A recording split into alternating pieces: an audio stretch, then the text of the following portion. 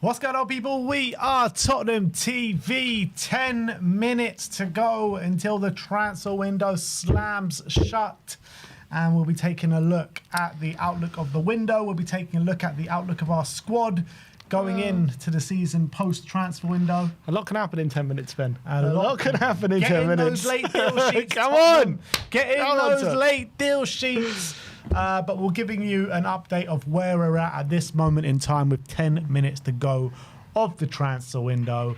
And 10 minutes is a long time in football. It's a very long time. It's a long time. Not just a long time, it's a very long time. A lot of Spurs' history has been shaped just on 10 minutes. Exactly. But going to start off talking about an outgoing on Manor Solomon. As Sky Sports says that Crystal Palace are looking to finalise a loan deal for Manor Solomon, and one source tells Sky Sports that they are very confident that the deal will happen. Gary Jacobs says that Tottenham Hotspur winger Manor Solomon is finalising a loan move from Spurs to Crystal Palace. There has been some reports about Porto potentially coming in late on, but I mean that update was about an hour ago and we haven't really heard this deal progressing as of yet. Yeah, we've heard, also just read Benfica potentially entering the race, so maybe there's other kind of clubs. If they can enter a race at this late in the window, why can't we? Exactly. Where's our late deals? But I think it's best for everyone, and I've pretty much been saying it throughout the whole window, that he finds somewhere to go for next season, whether it be a loan or permanent, just because I don't see where he fits in the squad right now. I understand there's a clamour for us to have a left winger, and look, part of me's like, if we can't get one in, why not give Solomon a go? But we do have Odegaard and Tell. If we believe in those guys, then at the end of the day, Solomon is not going to get a look in. He's not going to be included in the Champions League squad if we do keep him. So I don't see where he fits in, unfortunately for him. But it's no fault of his own. Like, he had a brilliant loan spell at Leeds, and maybe in another circumstance he would have been given a go. But unfortunately, I just think he needs to find somewhere where he's going to get a lot of game time, and I just don't know where, if it will be at Tottenham. Yeah, I just kind of think that it's not even a foregone conclusion that the guys that we have on left wing in Odegaard and Teller are definitely better than Manor Solomon right now. I think, in the future they can be, and they've definitely got the potential to be. But I'm thinking about it right now to help us this season in the Premier League in all four competitions. Are they actually better than Manor Solomon? I think they've definitely got...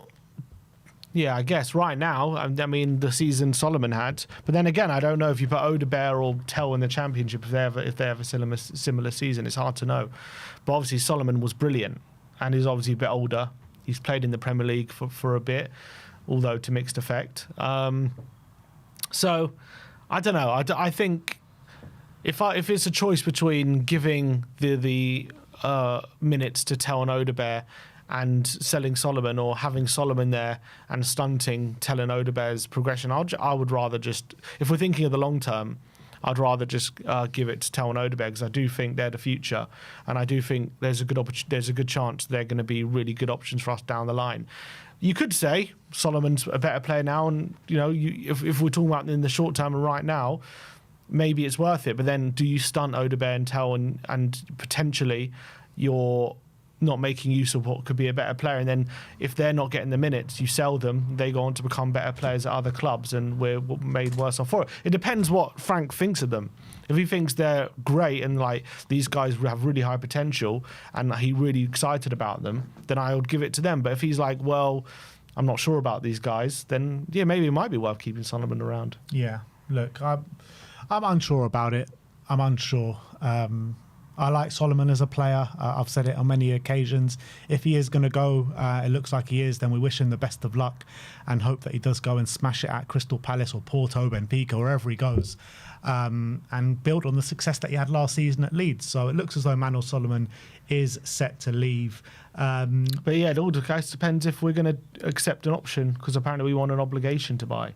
Yeah, I mean, look, at this stage of the window, if there's no obligation on the table and they're set on him leaving, you may as well just accept the option, you know what I mean? Even if it's just the obligation. Even if it's just a straight loan, I think it's worth just doing it. No point him hanging around here at the moment, I don't think. If you're not considering him, giving him game time. Yeah, I guess if they do keep him around, there is a chance to say if he's in training and he impresses Frank that he can work his way into the team.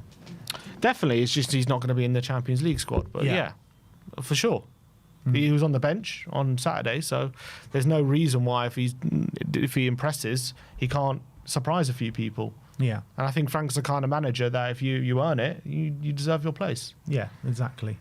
So look, that's the Solomon situation. It does look like he will end up elsewhere. At the moment, the likelihood is he will be at Crystal Palace. But we are, just 6 minutes to go till the deadline. Yeah, nothing's confirmed at the moment. Nothing's confirmed as of yet. I can see Michael Bridge talking on Sky Sports, but I can't hear what he's saying. Yeah. So next up, we are going to talk about Ademola Lookman, as Dean Jones says that Tottenham are set to walk away from a potential deal to sign Ademola Lookman. Atalanta are willing to sell the forward for £43 million, but will not agree to Spurs' demands to sign the player on an initial loan with an option to buy. The club have prioritised signing a centre forward in Kolo Muani instead. How do you feel about that? Because obviously, I think we've agreed Spurs do need a kind of left winger to come in. Ademola Lookman has definitely proved his worth out in the Serie A over the last 2-3 years. How high was he in the pecking order for you, and do you think Spurs should be adding an obligation to buy in there? I would have done it just because I'm a fan. It's not my kind of responsibility as a fan to be thinking about long-term squad planning, to be thinking about finances, all this kind of stuff. All I care about is wanting the best team out on the pitch and wanting Spurs to have the best opportunity to compete. And so for me, spend 43 million on Lookman. Go and get him and add that quality on left wing.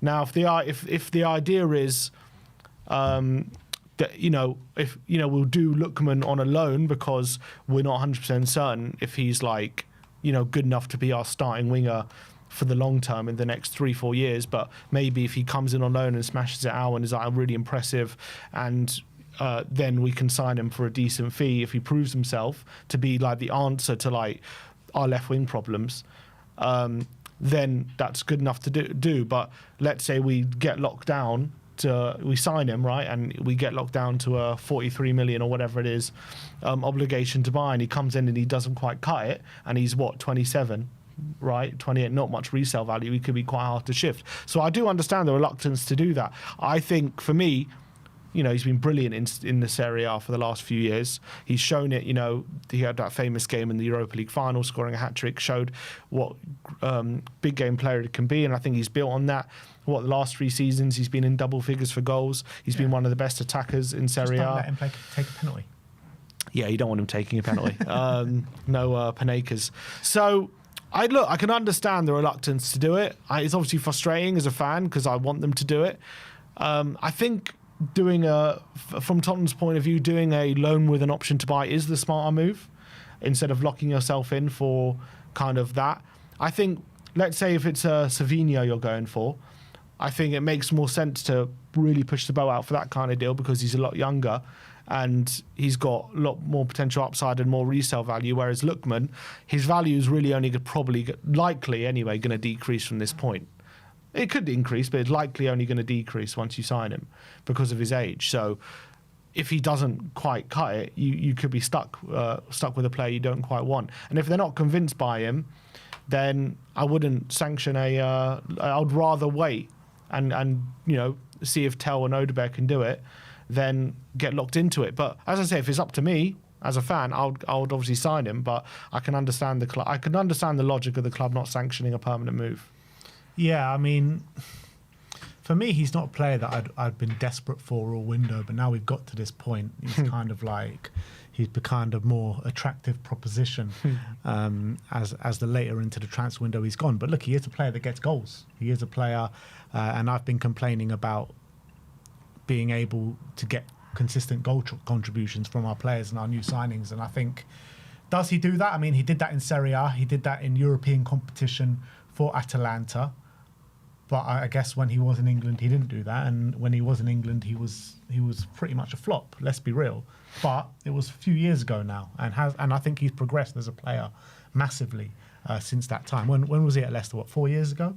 A while ago, yeah. 2022 he left. So yeah. Yeah. So I mean, he wasn't exactly that young. He was young, but not left at 23 or anything. So I don't know. I kind of would have preferred it just to be a loan move instead of with an obligation, just to a real kind of try before you buy, because I'm not fully convinced that he could be here and be the kind of successor to Son. I guess no one can be the successor to Son, but I'm just not fully convinced that he should be our starting left winger. But I do think he's a lot better than the options that we have. Right, so you think Tottenham have done the right thing to walk away then? In a sense, yeah. Yeah, I do. I think that an obligation to buy probably shouldn't have. Yeah, I do think it's the right thing. Yeah, I don't have a problem with it. As I said, like in a perfect world, if we're Man City or whatever and money's not really an option, I wouldn't really care. But and unfortunately, this is the world we live in. And for me, I think they've probably done the right thing. I think that it's obviously frustrating because they've done maybe the right thing in this aspect, but they haven't done the right thing in general in getting a left winger. Yeah, we should have. That's the key point here. Like maybe obviously Savinho was the one. Exactly, and there has been reports saying that they're going to go back in for Savinho in January and stuff like that, which I don't hold out too much hope for. If we couldn't get it done this window, what makes us think we could get it done in Jan? When it's harder to get players out of their clubs. Yeah, I know. Windows just slammed shut. Yeah, so the window is officially shut now, and nothing on Manor Solomon. Ademola Lookman probably is going to end up at Galatasaray or something like that. Bayern Munich also didn't want to go for the obligation. Obviously, they've got Nicholas Jackson now. But yeah, it is a shame that we haven't got a left winger, and I would have probably panicked. If I was Daniel Levy, I probably would have panicked and hit the obligation button. But in the long term, it's probably the best move for us. Yeah, I think so. Which is, still frustrating though. Next up, we'll talk about Randal Kolo Muani. As Ali Gold says, he says that barring anything unexpected, Kolo Muani is likely to be the final signing of the window, which has come to pass. And Fabrizio Romano says that Randal Kolo Muani has signed his contract as a new Tottenham Hotspur player. So obviously we brought you the news earlier today that he was set for his medical and everything like that. And just waiting for the announcement video from Tottenham Hotspur. Yeah, and I think that's obviously imminent. It's going to happen any moment now. Obviously, the window is slammed shut. We know that the contract's already been signed, so it's all about they've done the media duties, I'm pretty sure. So we're just waiting for this announcement. And we spoke about it before. I think it's a good signing. I'm pretty happy with bringing him through the door at this late stage. I think there's not many better options you could have gotten at this late stage. And a French international, as you pointed out, he's still being called up even in the latest squads. And you think about the talent France have got at their disposal in the front line. The fact that he still I don't know, did he get called up in the latest one? Yeah, squad. Scored. No, in the latest one that's just been announced. I'm not sure. I'll check. Because I know Ekitike just got a late call up. So look, I don't know if he got called up in the latest one, but as of lately, he was getting called up and they've got a plethora of attacking options. So, you've got to be a very good player to get in that France squad, and he's still getting called up. Deschamps seems to be a big fan of his. Whenever he gets on the pitch, he seems to be getting regular goals and assists. Whatever you want to say about him, about maybe lack of games recently or whatever, he seems to get regular goals and assists when he is called upon. And I think the qualities he uses, Frank's going to love. He's strong, he's quick, very physical, very versatile. I think Frank's going to make the most of him. I think Frank's going to really like him. I think he's perfect for a team manager. Get called up, no. Didn't get called up. Okay, so maybe it's because he needs a move. Maybe now he's at Spurs. The plethora of talent that the French team have in those areas, though, is pretty crazy. Mad. And for him to be consistently being called up until now is still a testament to himself. I think Akilush might have got called up instead of him. And they've got Akilush, Barcola, Cherki, who's obviously been replaced now, Ousmane Dembele, Mbappe, Elise, and Thuram. So, I mean, to crazy talent. To be in and amongst it with that kind of talent is still impressive. Yeah, and look, with the unknown factor of Solanke, which, we just don't know yet what's going on with him, with his potential ankle injury. I think it's just the best of both worlds. You've got a player who could potentially fill in out wide. He's obviously got a player who can fill in the striker. Obviously, you've got worries about Solanke, and you've obviously got the worries about Richarlison. When we've got that constant fear: when's he going to break down? When's he going to get injured? And this just covers you. You get this signing in, it covers you, and you've got a reliable player there who's he can score goal. He scored goals in Serie A. He scored goals in Bundesliga. He scored goals maybe not for PSG, but for in Ligue 1. So I think this is a good player who's, yes, he's probably much travelled, and since that breakout season in Frankfurt, his career's probably not gone as planned, but I still think there's a very good player in there. And I think we've done very well to get him in. And I think he adds quality to the squad, and I think he adds quality to the front line, and he adds goals, I think. Yeah, I think like the most reason I'm excited about this is for him to play under Frank, and for Frank to kind of sign off on this deal, which I hope he did, is that we know that how he develops his forward players, and it usually, most times than not, is a success. So if Frank can get Kolo Muani back to his best, then we've got a scary player in our front line, and we've got a scary player for our number 9.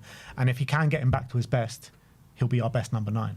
By far. Well, if he plays like he did at Frankfurt, he'll be our best number 9. And you got to remember, when he was so good at Frankfurt, he was so highly sought after, it convinced PSG to fork out a massive fee for him at the time. I think it was like 70 odd million or something. Yeah, maybe even more. It was a crazy fee.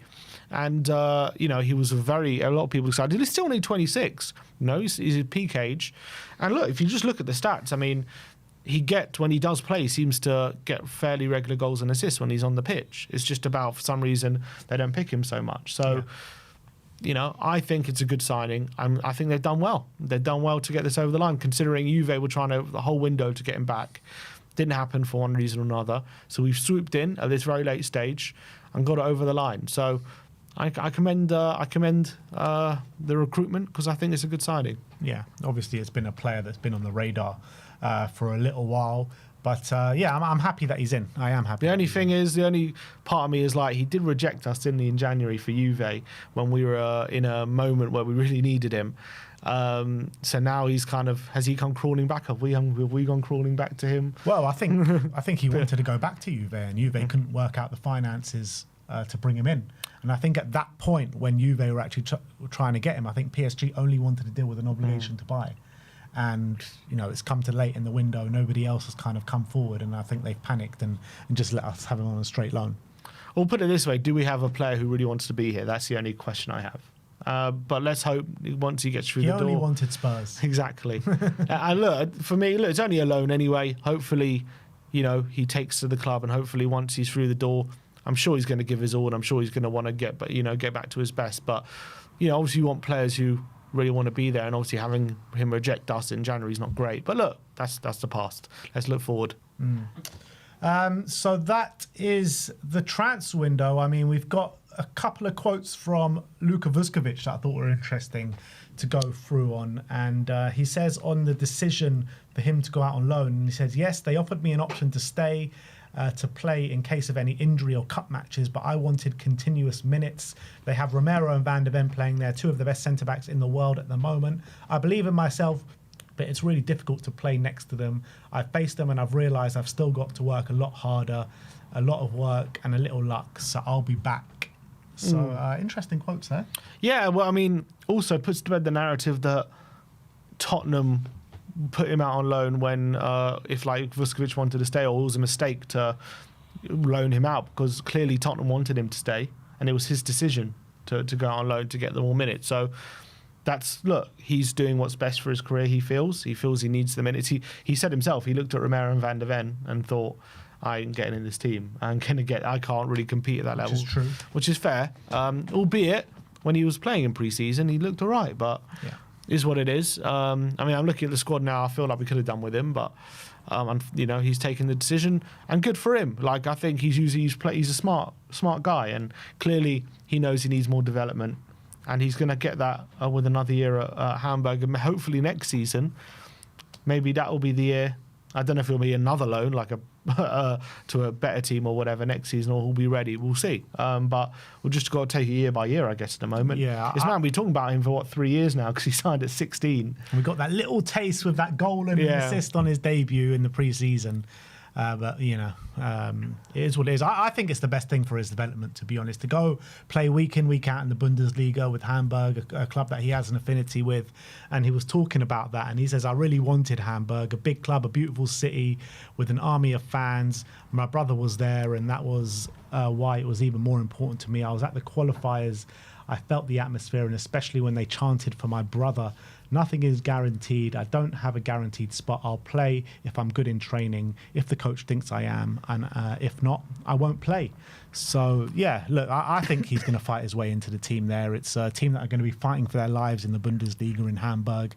And, yeah, look, it is a shame that he's not going to be here, but like I said, I do think it's the best thing for his development to move on, and in a good league in the Bundesliga as well. And I think if he goes and flourishes next year in the Bundesliga, then it'll be even more confirmed that we've got such a special player on our hands. Definitely. The only thing I would say is look, it's early days. Like it's only what, the Bundesliga is only two or three games old, but I don't think he's started a game yet. So he's moved there. I think, he's only been there. Been there. I don't even think he's been there for a game, has he? He has. For one game. He was on the bench. I don't know if it was one or two. I'm not sure it was one or two, but he didn't start the first game. So if he's going there for regular minutes, he hasn't started a game yet.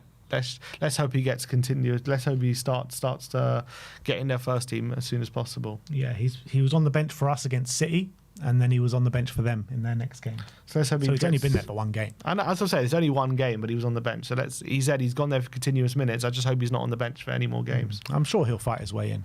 And then lastly, he said he was asked why he chose Tottenham over Manchester City 2 years ago. And he says, I didn't want to be just a number. At Tottenham, they told me what they expected and offered me in terms of sport, and that prevailed. The plan they put before me. So he very much believed in his kind of plan at Tottenham Hotspur, whereas, more than Man City. Which is, crazy to think about, because you look at the youngsters who have gone on to become fantastic players in Man City.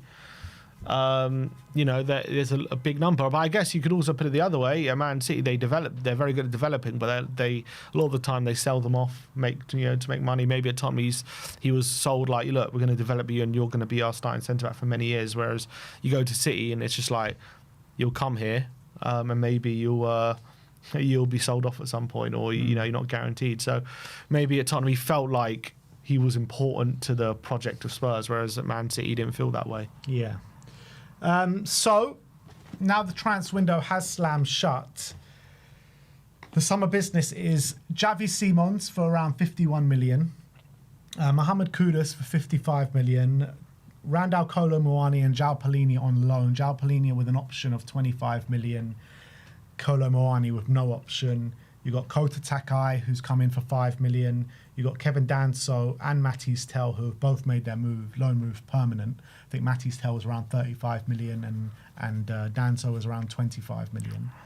The outgoings has been Sonny, really. He's the only real notable outgoing, hasn't it? And potentially Manor Solomon. And all the loans, yeah. And a whole plethora of loans. We've signed Mikey Moore, Jed Spence, and Kuti Romero down to new contracts this window as well. And Luka Vuskovic obviously came in finally after being on loans, but he's gone back out on loan. So how do you assess this transfer window, and what rating are you giving it? Apparently Sky Sports said there's been a deal sheet lodged for Muani. Okay. God, I really hope nothing happens. What rating am I giving it?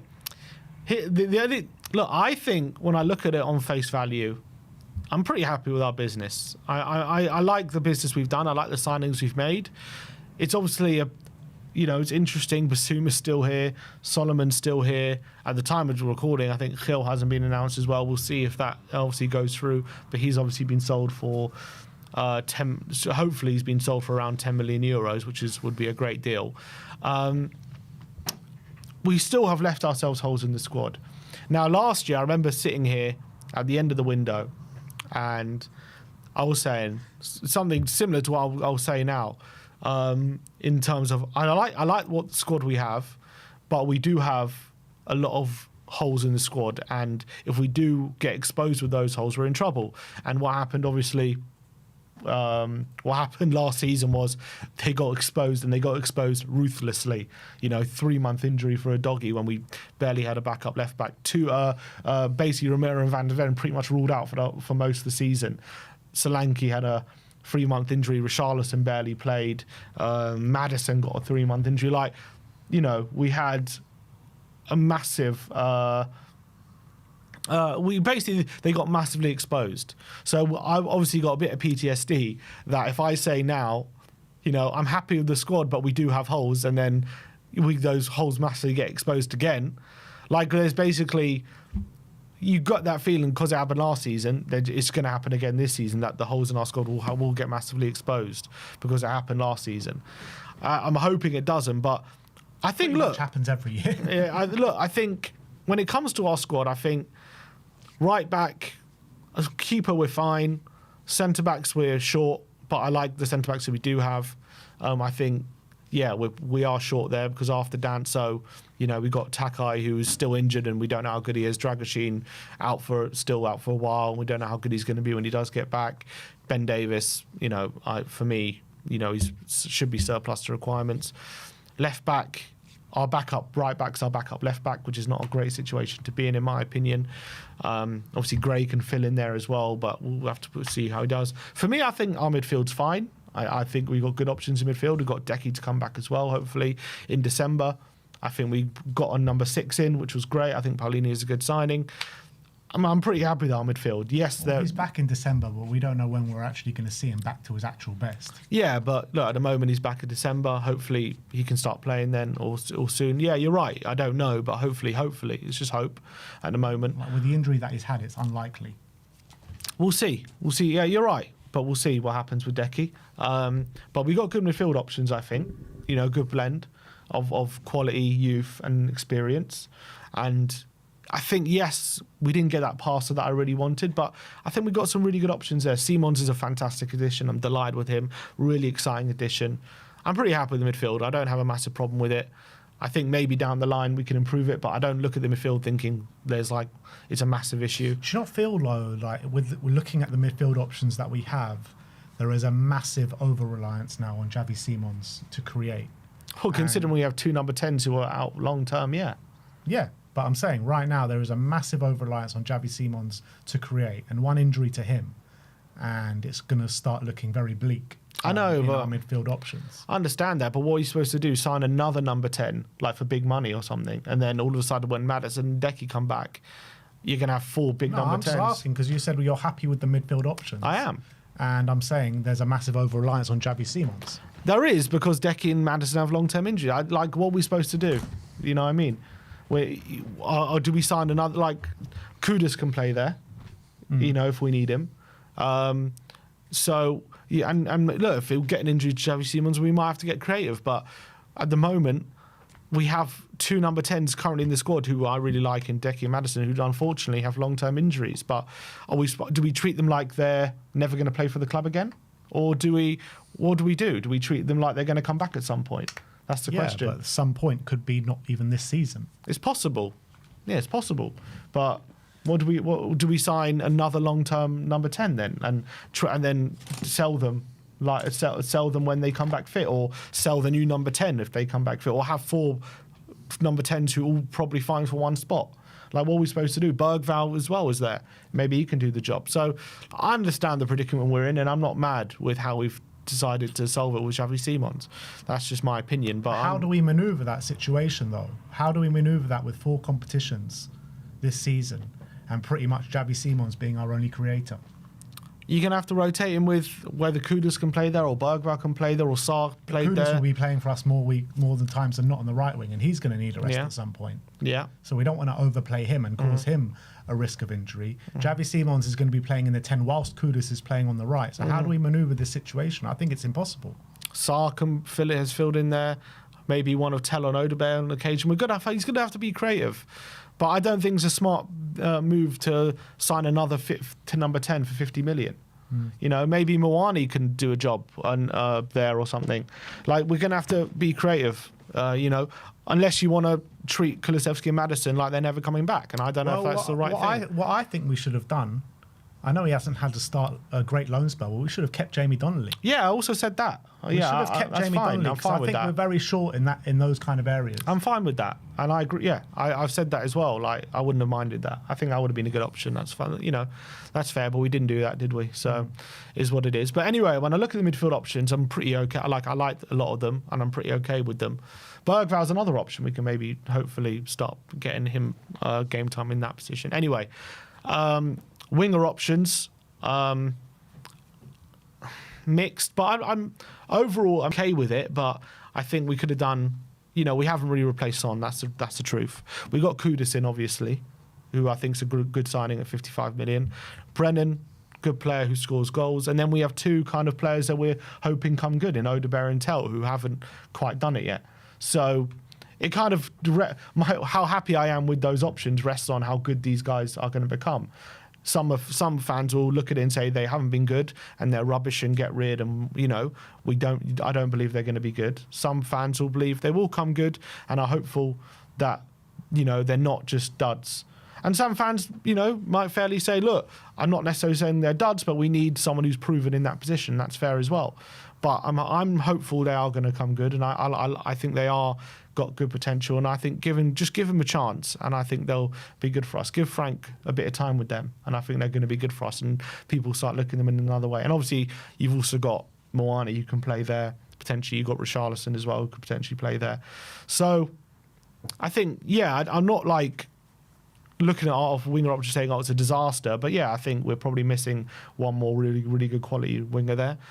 And then up front, I would have said 48 hours ago I'm okay with it, but then obviously Solanke potentially got a big injury. Now, if he's not big injury, I'm okay with our striker options. If he does, it's a bit worrying because you've got Richarlison, potentially he's got injury problems, and then you're relying heavily on Muani if Solanke's out for what the rumours are is 3 months. We'll have to wait and see. He has done a selfie in the gym today, no strapping on his ankle or anything like that. So that's a bit positive, I guess. So if that's true, then we got some good options there, in my opinion. You got Muani, Richarlison and Solanke. I don't know what more you could ask for. I guess, again, do we have a Haaland and Isaac Gyökeres? No. But we do have 3 good strikers. I don't think anyone could really disagree with that. So I think overall, I mean, I didn't touch on the keepers. Keepers I'm pretty happy with as well. So overall, I'm pretty happy with the squad. Like, if we can keep certain people fit. But if you're right, if there is a long-term injury to Simons, if there is a long-term injury to Van de Ven or Romero, if there's a long-term injury to Kudus, all of a sudden you're looking at those positions thinking we are very short there. Yeah. So that's the reality of our squad. But I'm not sitting here looking at our squad and thinking it's crap or it's a disaster. I do think we're in a better position than last season. But again, if there are certain positions where if we do get long-term injuries, we are exposed. That's the truth. Yeah, 100%. And I do think we are light in positions that I'm not completely comfortable with the defensive kind of, the amount of good numbers that we got in defence. And I think we're light at fullback. We're pretty much going into the season this year with the same concerns that we had last year, where we've got 3 fullbacks in the squad where we need 4. Like, how's that supposed to work? So one injury at fullback, then we're all like we've got a fine line to walk again. So we've only got 3 fullbacks in the squad. We've only got 3 top centre backs in the squad as well.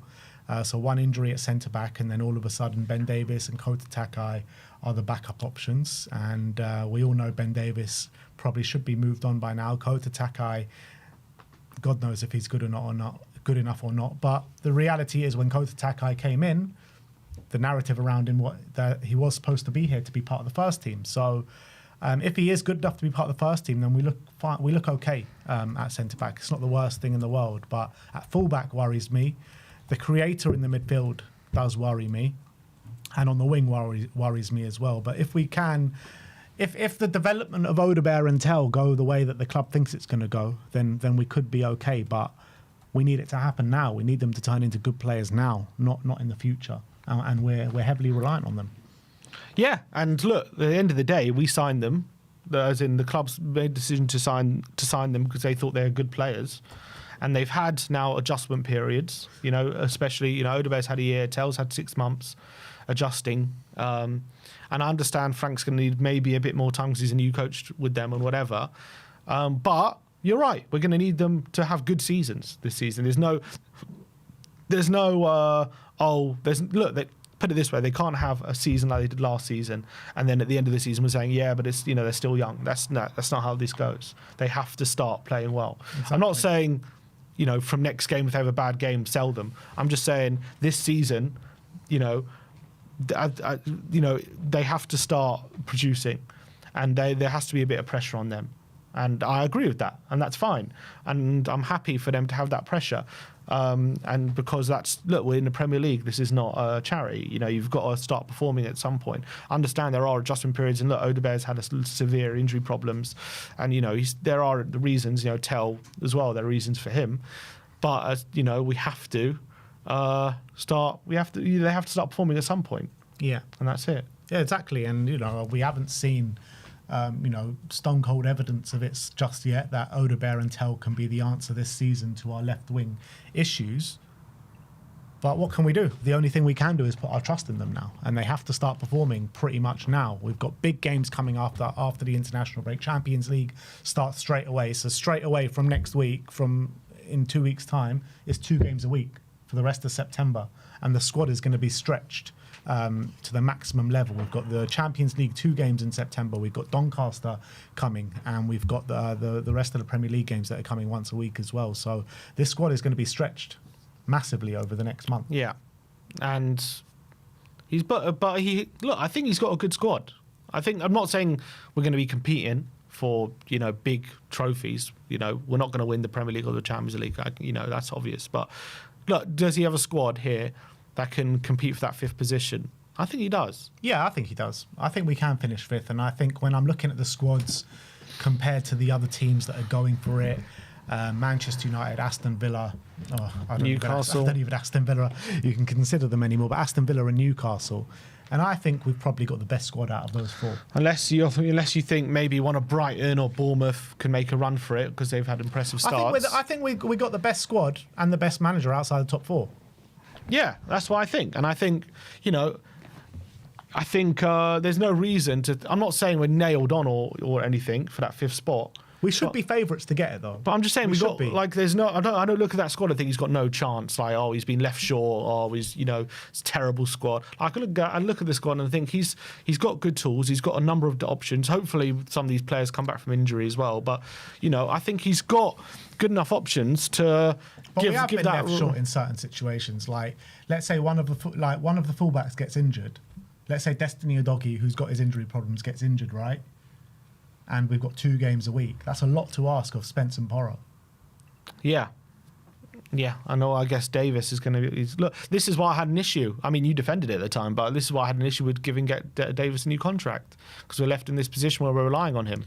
Well, the reason I defended it was to get money. It wasn't to keep him in the squad. The reason I defended it was I thought we were going to sell him. Yeah, we should never have given him a new contract. We should have just let it run out, and we should have signed another player. But here we are. Again, it's going to be another season where we're seeing a lot of Ben Davis. And look, he better step up. And it's not him, I mean, for the club's sake, because the club have decided to rely on him again for another season. Frank's made that decision as well to, agree. I don't know if he was here. It was his decision to give him a new contract, wasn't it? Frank was here, yeah. Yeah, so he's got to stand by it. Look, he's got to take responsibility for that decision at the end of the day. If Davis isn't up to it, then that's on Frank, in my opinion. So I think we've got good players, and I think we've got a good squad. We just got to hope some of the places in the squad which are most vulnerable don't get massively exposed like it was last year. Yeah, I mean, for me, I think we were 2 players off probably a perfect window this year, in my opinion. I understand that way. The thing is, I feel like you speak to any fan across the whole Premier League, they all probably say that, apart from maybe Liverpool, they all probably say Arsenal. The same. Or Arsenal, okay. But every window, every fan usually says something similar. It's such a thing I hear all the time. We were 1 or 2 players off, or for a perfect window all the time. It's hard to get everything. I know, but it's hard to get everything in one window, isn't it? It's hard to just have a perfect window. But then again, we never have a perfect window, do we? But then who does? Apart from Liverpool and Arsenal had it this summer, I would say. But it's very rare. It's not common. Yeah, but it doesn't mean you can't say it. It doesn't mean you can't say it if it's literally... No, I'm not saying you can't say it, but it's like we expect it. Yeah, I mean, you always expect more. You always expect better. Or you want more. And when you can see the clear gaps in the squad, then it's obviously right to call it out and criticise it, because we are only got 3 fullbacks in the squad. We've only got 3 top centre-backs in the squad. And injuries in that area, then we're all of a sudden very short, and it's very worrying. Yeah, but it's hard one to manage when you're either the manager or the hierarchy or whatever, because you've got all these long-term injuries. Like when you've got so many, like who else has as many as we do right now in terms of real long-term injuries? Dragusin, Kulusevski, Maddison. Like, what are you supposed to do with that? Why are you supposed to just go forward as if they're not part of your club anymore? I don't know what you're supposed to do with it. It's a difficult one, unless maybe we should have gone for a loan deal somewhere. And, The thing is, it's difficult because with Kulusevski's injury, we don't know when he's going to be back to his best. So, you can't wait for a player for a whole year. And with James Maddison, he has an ACL injury. We saw how long it took Rodrigo Bentancur to get back to his best after the ACL. So are you just supposed to put everything on hold, and wait for these players to come back? No, but we didn't. We signed Simons. Yeah, that's one player to cover 2 people. Yeah. But were you supposed to just keep signing players whenever someone gets injured and just? I'm not talking about signing someone for a short 2-week injury. These are major injuries that could be a detriment to the whole season. I know, but it's a difficult position. Yeah, of course, it's a difficult position, and the decision makers need to make difficult decisions sometimes. But when you've got Simons there, you've got Bergvall, Kudus could maybe play in that position. You've got Sarr. Unless you try and get some loans in or something like that. Yeah, maybe a loan deal. Position. And you don't loan out Donnelly. Yeah, I would have kept Donnelly. I would have kept him. So, I mean, the club could have managed the situation a bit better instead of just leaving us with one natural number 10 in the squad this season. I think probably the most obvious one is Jamie Donnelly. Let's be real. So this is the perfect opportunity to give him a chance. Yeah. We've had these conversations before about giving young players a chance, and it's hard to do that when you keep signing players, blah, blah, blah, blah. But this is the prime opportunity to give him that opportunity, to give Donnelly a chance to shine and play for Spurs and and see if he can do it. So this was the chance for him. So it's a bit of a shame that, I don't know if we rushed the decision or what, but we decided not to do it. Because we loaned him literally the day after Maddison got injured. Yeah. So I mean, they could have held off on it in a bit, and it's not like his loan spell at Stoke has started off very well. He's not getting many minutes. So you can give Bergvall can play there as well. Hopefully you start giving opportunities. And look, Frank is known to be creative. He can work with what he has. And we say Bergvall can play there, but he's persisted with Sarr there instead of Bergvall. Yeah.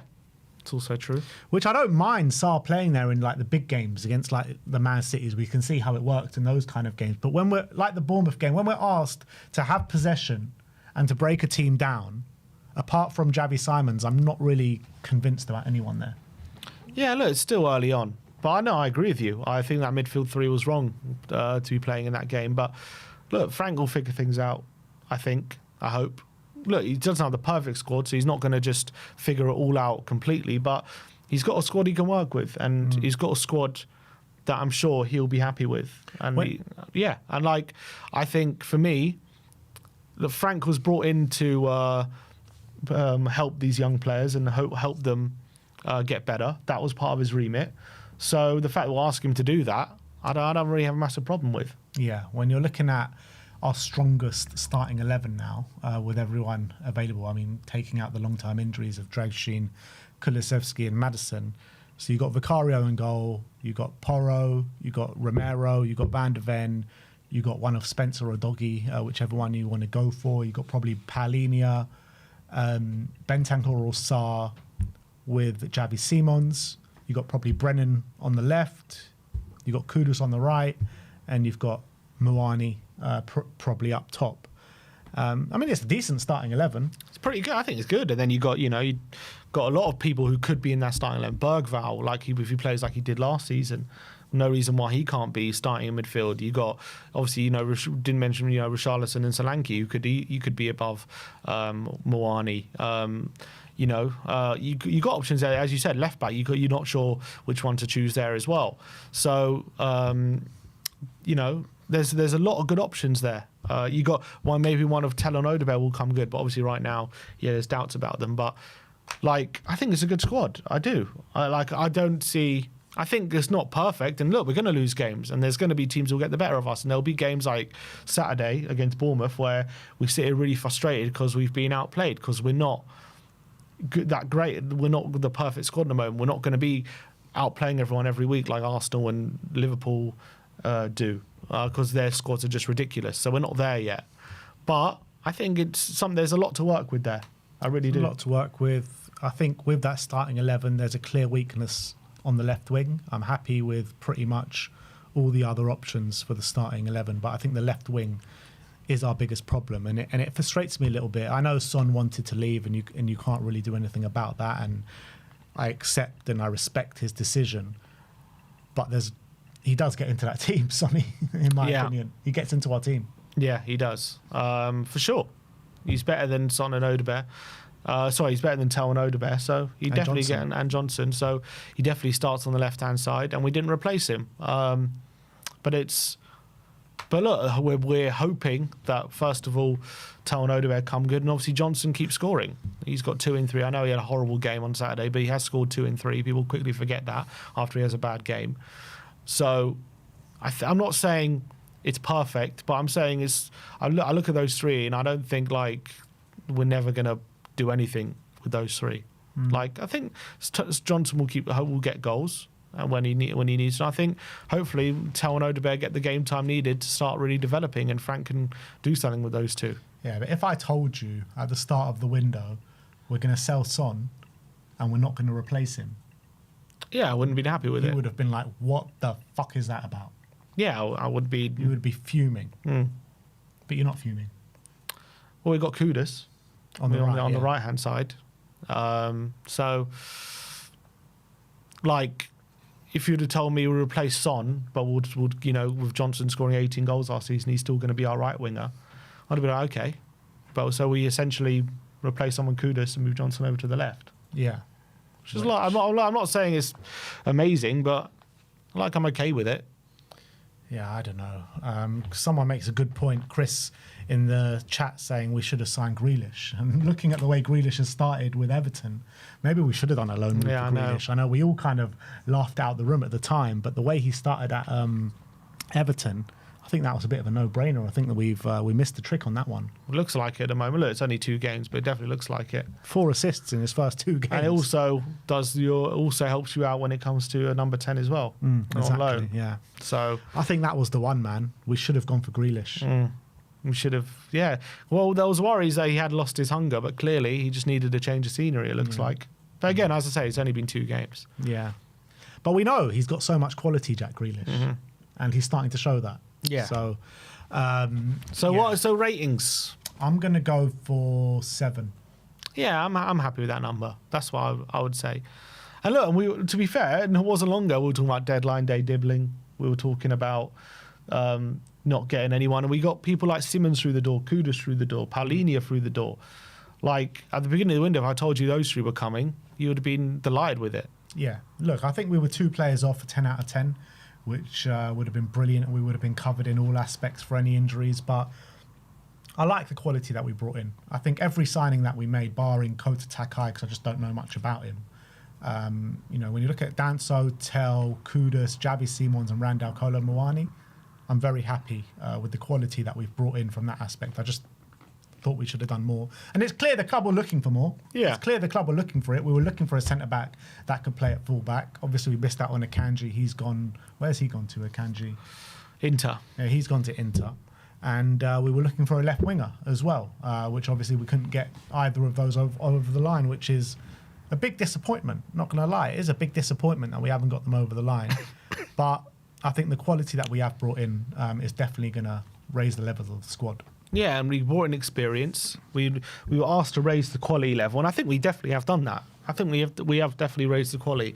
I think a lot will determine come the end of the season how happy we are with how Tel Odegaard, Gray, Bergval, how all these guys do. Because right now, You know, we talk about them like they're still youngsters and how good, you know, what can we expect from them kind of thing, especially Tel and Odebear.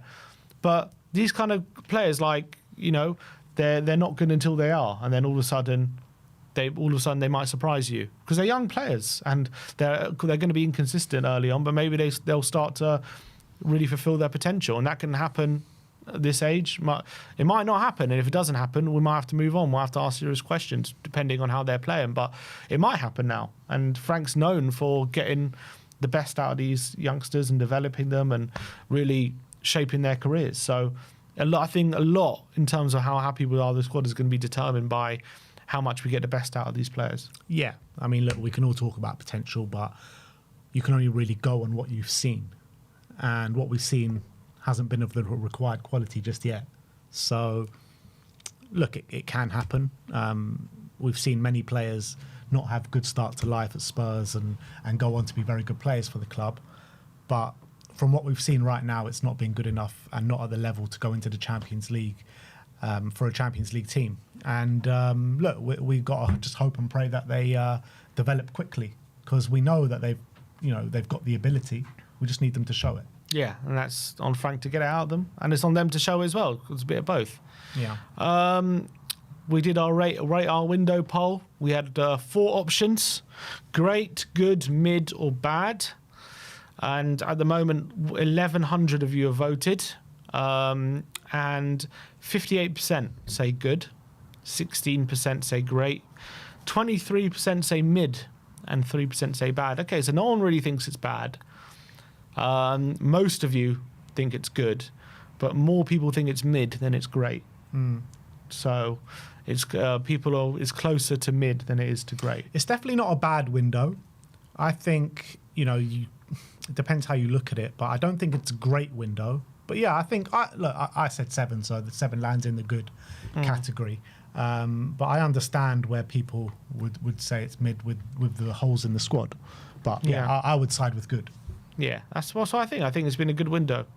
Although, it's interesting, Basuma's still here at the moment. Basuma will be gone. I think he's going to end up in Turkey.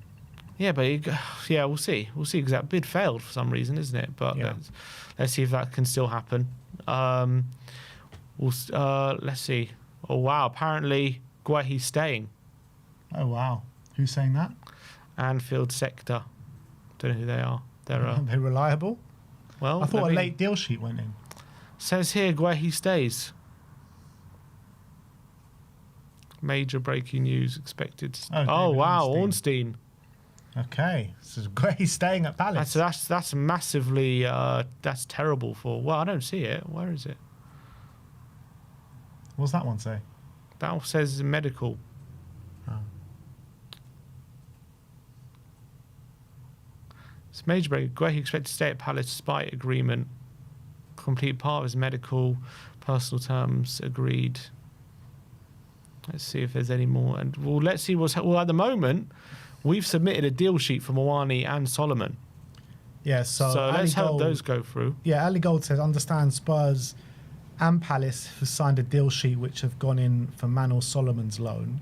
And then he also said that Spurs' loan for Randal Kolo Muani is on track to be announced.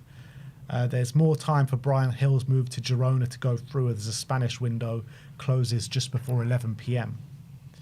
So Girona are on track to sign Brian Hill for a reported 10 million euros.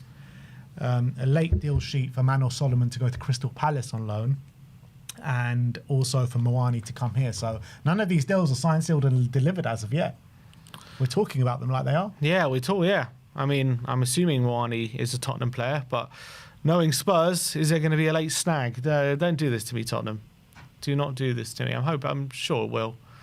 I'm sure everything's going to be all right, but at the moment, nothing's confirmed. This could be announced at any moment, I'm assuming. Yeah, a lot of people are starting to say that he's staying. Gertruda announced at Sunderland. That is a mad signing. Do you remember how when we were glazing over Gertruda a few years ago?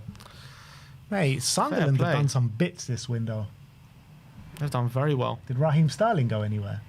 No, still at Chelsea. Still at Chelsea. Unbelievable. That is madness. been a crazy deadline day. So how long after putting a deal sheet in do you have to get the deal done? Is it 2 hours? I think it gives you an extra 2 hours. Let's see if there's any updates.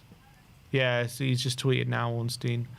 Guehi set to stay at Palace. Wow. Despite deal sheet submitted. I reckon They didn't get a replacement. they didn't get a replacement. No, but not only that, I reckon Glasner threatened to walk.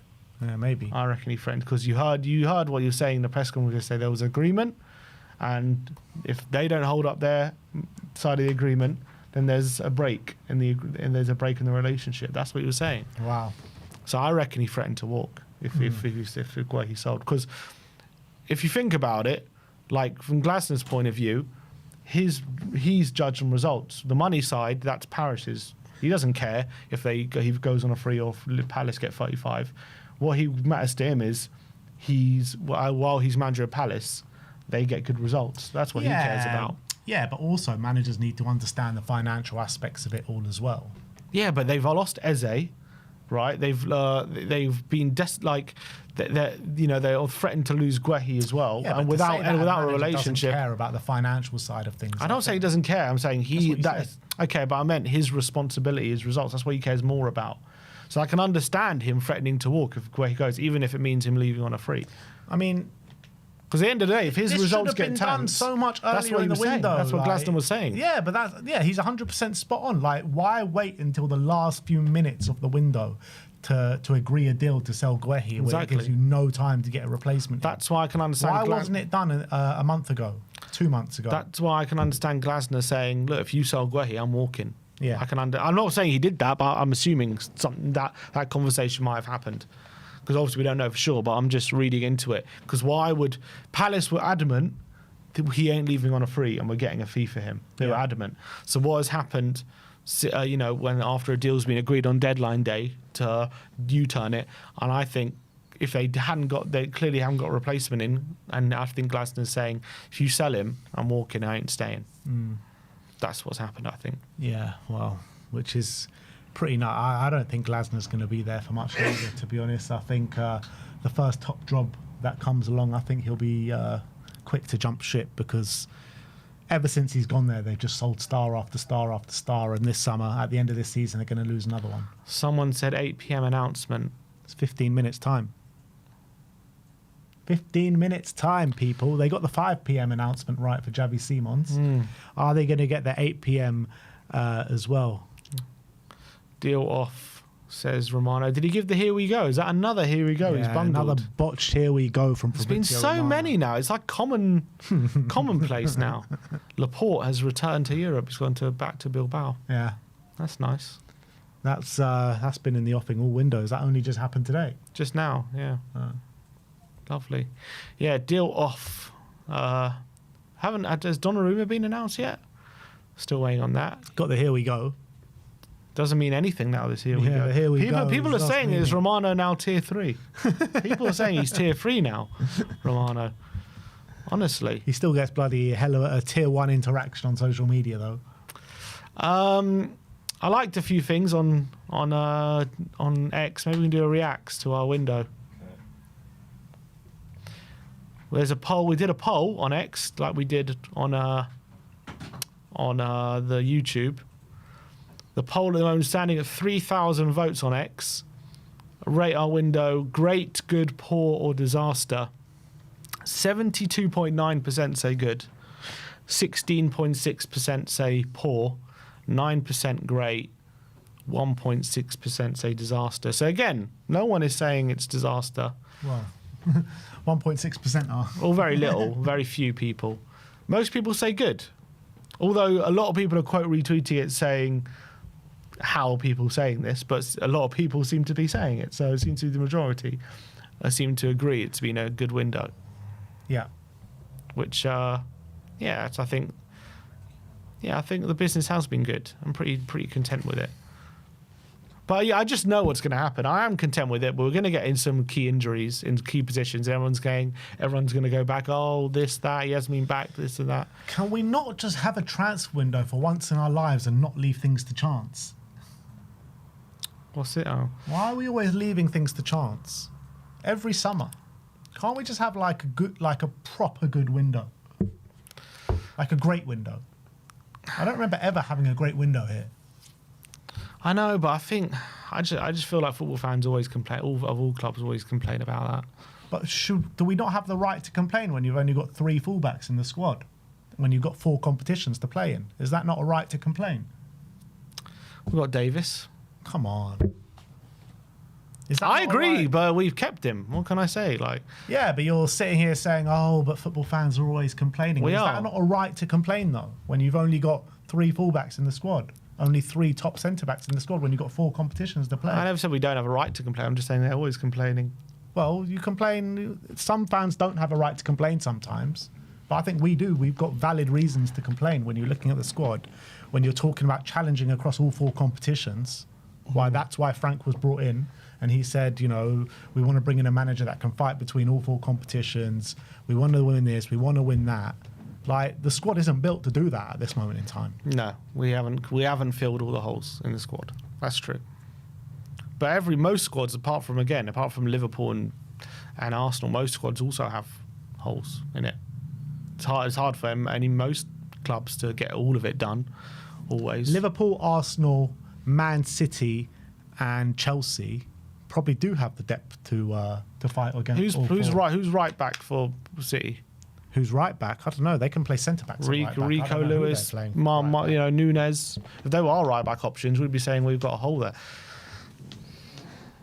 I don't even know who Man City's right back options are. Let me have a look. Who's backup striker if Haaland gets injured? Mamouche. Okay, Mamouche, that's pretty good.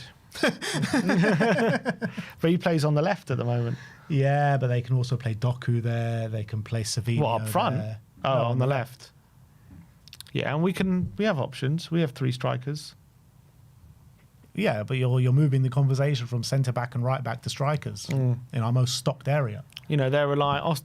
We've got as many strikers. We've got as many strikers as we do competent centre backs and fullbacks. Who's their right winger?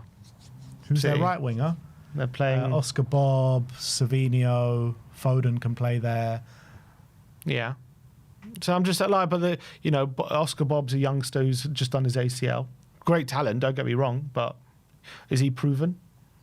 He's not proven, but he's Savino. You could say Savino last season. He's only had 1 goal. Was he proven? Like, they also got unproven players.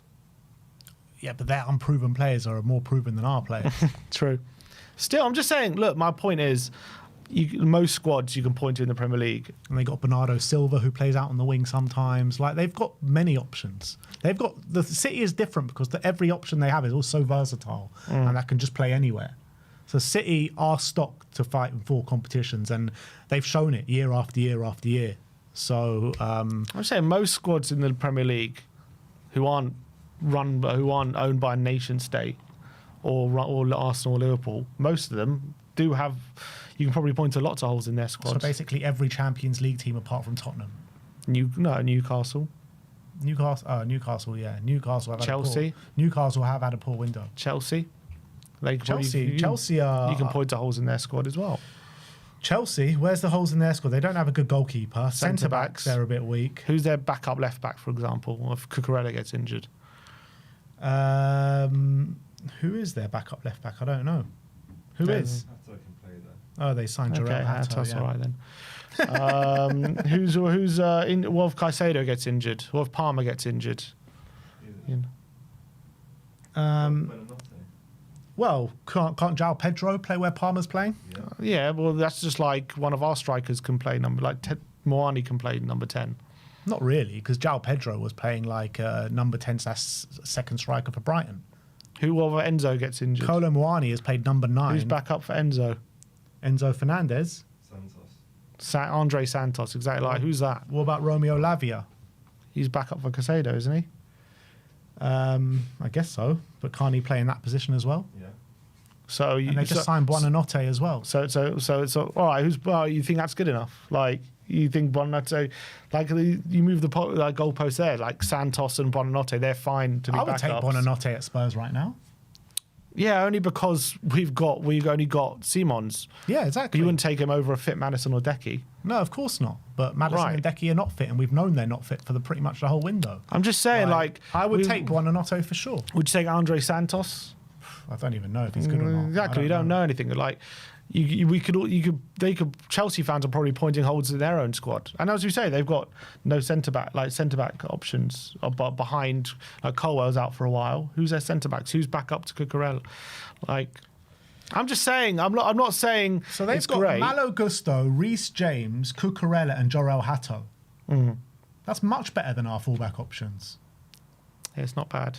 Well, Hato, we still don't know how good he is. He's 18, 19. No, but if we signed him, he would be buzzing. Yeah, he's good. I like him, but we'll see. So what are you who's their saying centre here? backs? Who's their centre backs? Centre backs, yes. I don't think their centre backs are good enough. Keeper, to be honest. rubbish. They've got centre back Wesley Fofana, Levi Colwell's injured now. They've got Trevor Chalobah, Badia Shil. Yeah, their centre back options and Adebayo are not good enough. Look, my point is, we can all complain. I'm just saying most Premier League fans can complain about holes in their squad. That's just my only point. But we're supposed to be like Daniel Levy said he wants to win the Premier League and the Champions League. I know. Well, who's believing that?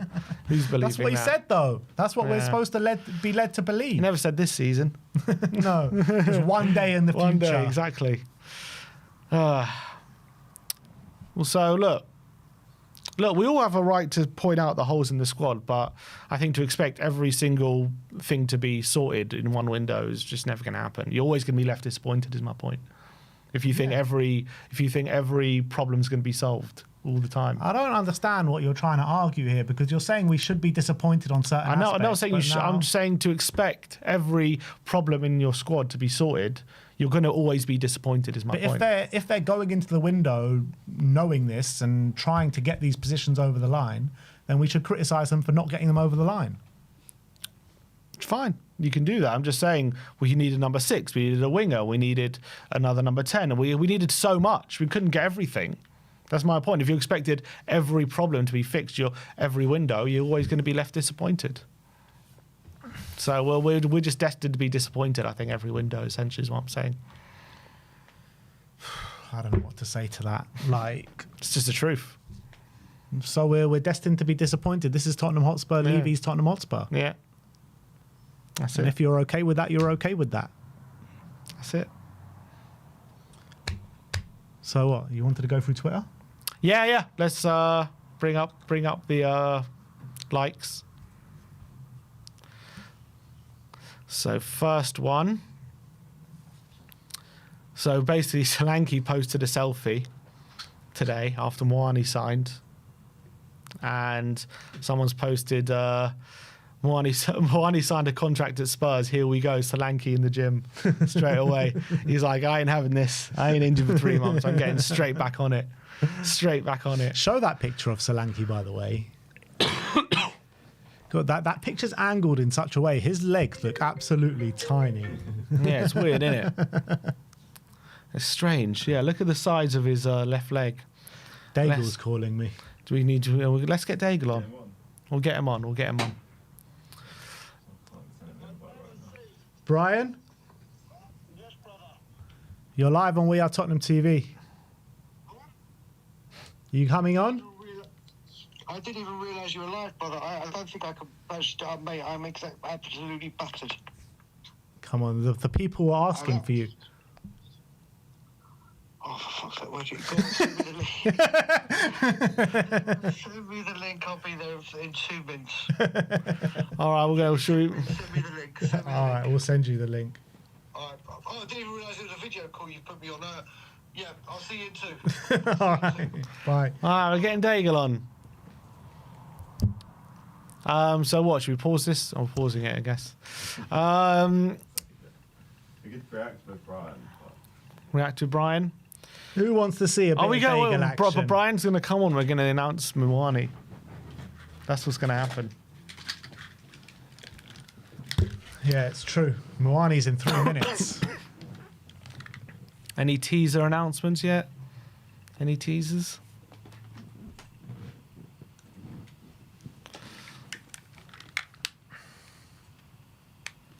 People are saying they want Dagel.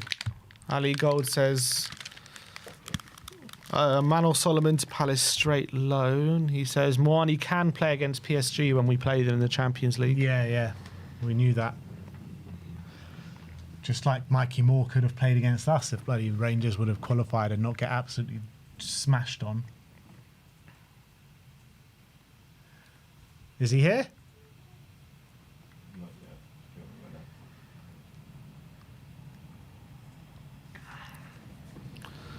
him a minute. 2 minutes. So no teasers. Maltesers. Let's go on for a few super chats while we wait. We've got a few to get through here. Nothing so yet. Painer says Solomon can't be any worse than Tell on Saturday. Yeah, probably not. Well, that's all right. Well, I'm not going to argue. Whatever. It's true though. I don't know. I've seen Solomon play worse than that. What, in the 5 games that he played? Yeah. No, I've seen him play worse than that. Solomon has been given less of a chance than Odebear and Tell. Yeah, that's true. Don't disagree with that.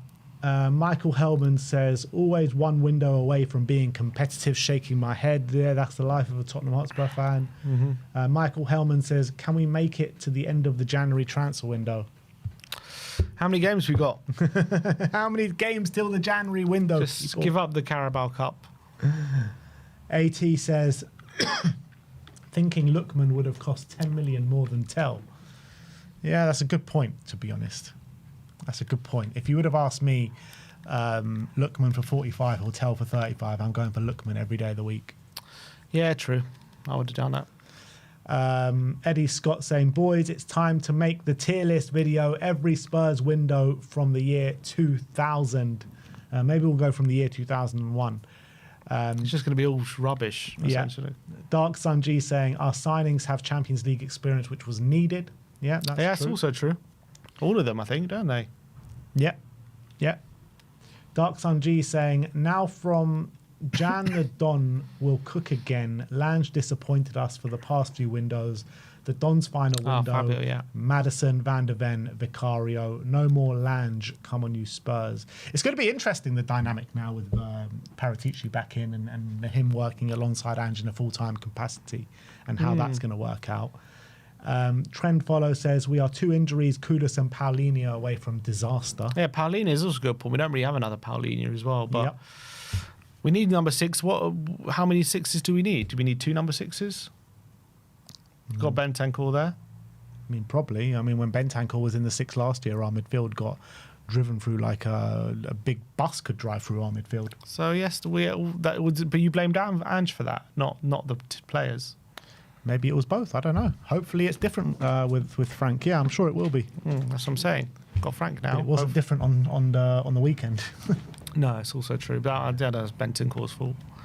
Faz Radvar says, do our loan deals allow a recall mid-season? I bloody hope so. I don't know. Oh, by the way, I think Kolo Muani's just been announced. Oh, Has it? Let's see. We'll get through the rest of the super chats in a bit. Yeah. All right, let's bring on Brian for the Kolo Randal Muani announcement. Mr. Brian Dagel. Brothers, how are you? Everyone in the chat, I hope you're good and well. You must be live and kicking coming off a bloody 15-hour live stream. What are you thinking? Mate, do you know what? I said something stupid. I said something stupid on a live, and you know when I say something stupid on a live, I'm going to do it. I said on Friday, after Simmons, I was like, shall I try and do a marathon for deadline day and hope we can get more over the line? And a lot of people said yes. So I thought, yeah, okay, I can do it. The show went on for a few hours without me, but 14 hours straight. Jesus. 14 hours straight was... I spoke to you last night and you were like, yeah, come on, I'm going to go 7 hours straight. And I was like, what? And as a joke, I said to you, why don't you go all the way till the deadline? I'm a nutcase, mate. As you both know well enough, when it comes to things, I'm a nutcase. And yeah, did 14 hours straight. It was brilliant, mate. I mean, record number of you. I want to thank anyone that was in the chat now of how many you got. We hit 33,000 views on that 14 hours. Wow. Record numbers for the channel. So it's hit 11,000 subs. All good, good, good. It was worth it. I got to spend it with a great community, so it was all good. Well done, All Brian. good. Thank you, brothers. Thank you, brothers. So yeah, all good. And now it's done. Till January, we can relax. Yeah, what's your initial reaction to Randal Kolo Muani? Fantastic. Yeah, you happy with it? Well, we need to be, don't we? I mean, Sim, do you remember when I came on and Josh was joking about me being an ITK with Solanke? Turned out to be right, didn't I? Well, not necessarily. Let's not get ahead of ourselves. Yeah. We've heard it before. It's come out. The famous words, "It's worse than first feared," have come out today, haven't they? That old chestnut. We needed a striker. We needed a striker who can play left wing. So there's an option there. But I am disappointed we didn't get a left winger in. Yeah. Really disappointed we didn't get a left winger in. But if someone had said to me at the start of the window, Kudus, Paulinho, Simmons, and Kolo Muani, I'd have said, you're dreaming. I would have said, you're dreaming. And like Frank said that, he only wants players that really want to play for Tottenham Hotspur. Well, obviously, last January, he rejected us. Any thoughts on that? Do you think he actually really wants to play for Tottenham Hotspur? Well, listen, I mean, I think the main thing is he wanted Champions League football, didn't he? Well, I know Juve couldn't offer it to him, but it was a different time and place back then. We were down in the pits in the league, weren't we? Yeah. It wasn't looking pretty in the league. Yes, we had Europa League going for us, but it was a completely different time at Tottenham Hotspur with all the injuries and everything. Now Frank's assembling a squad. Things are looking up. We're in Champions League.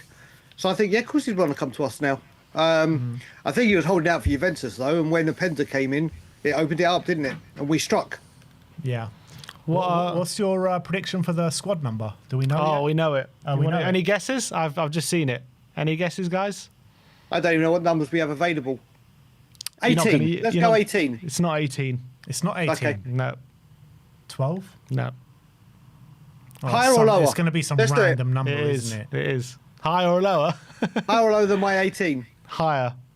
Higher, okay. I don't know what numbers we have available. 24. Higher. 29? 27. Higher. Higher than What do you do, 29. 30? Higher than 29? Yeah.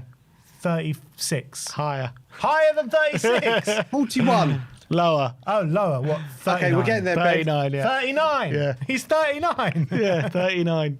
What a There random you go. number that is. He's in the Van de Ven numbers. That'll do. That'll do. If he turns out as good as Van de Ven, then that'll do fine.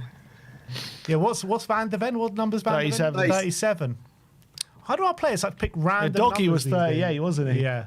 I don't know about what is his random numbers. He says, I'm really happy and proud to be at such a great club. I can't wait to meet my teammates, all the fans, and to get on the pitch. I know what the coach expects from me, and I'll fight hard for the shirt, the club, and the fans. I'll get everything for this. I'll give everything for this team. Brilliant. And The if most hope he important don't. news, because I left to pass out before I left, has the day come? Has Brian Hill left this football club? we've put in a late deal sheet apparently for that. So we'll look, Brian, we'll get your opinions on the rest of the window in a little bit, but let's just Yep. focus on Kolo. the Randal Muani announcement. And if we bring on the Spurs X account, this is so they haven't actually done anything past this, but I don't know Must how be to an pronounce that announcement. word in French. Can you pronounce it? Bienvenue. Which I what does that guess mean? means That's in welcome, I French. think. Welcome in French. Look at me go. You got another job as a translator, Brian. Mate, I tell you what, living in Canada now, the French is coming through. The French is coming through, boys. I see. So black and white, very artistic. Very Xavi Simmons with Very the Xavi, moon yeah. thing. Come on, you Spurs. And that's his celebration, isn't it? What this? No, No. that's it. What this What, one? this. Yeah, wait. And if Ah, you just like that. if you just refresh, they've just got him holding up the Spurs shirt as well, which is lovely to see. And there you go. We are delighted to announce the signing of Randal Kolo Muani on a season-long loan from Paris Saint-Germain. And if you click in to the article, there's a long article here saying, we're delighted to announce the signing of Randal Kolo Muani on a season on loan from PSG. The 26-year-old French international will wear the number 39 shirt. And yeah, Randal just said everything that you said. And then Thomas Frank said, Randal is a quality player who has proven himself over a number of years playing for big teams in the Champions League and also with a good experience for the French national team. He's a good age, in the prime of his career, has good qualities that will suit us both and the Premier League, and gives us different options in the final third, being able to play out wide and through the middle. We are all excited for what Randal can add to the squad, and I'm looking forward to working with him. A versatile attacker who can operate across the forward line. Randal's professional journey began at French side Nantes, where he progressed through the ranks before making his professional debut in November 2018, spending 3 seasons in the French division side first team. He quickly grew into a key player for Les Cardinals, scoring 23 goals for them, while in the final season he helped them to the Coupe de France, Nantes' first major honour in over 20 years. His fine displays in France earned him a move to the Bundesliga side Eintracht Frankfurt in July 2022, and the forward was simply sensational in Germany, registering 43 goal involvements in just 50 appearances for the Die Adler, while he helped them to the 2023 German Cup final. An imposing and pacey attacker with the ability on the ball and in the air, Randal enjoyed further success when he returned to his homeland and joined PSG the following summer, helping the French Giants to 2 French titles, a Coupe de France and a Trophy de Champions.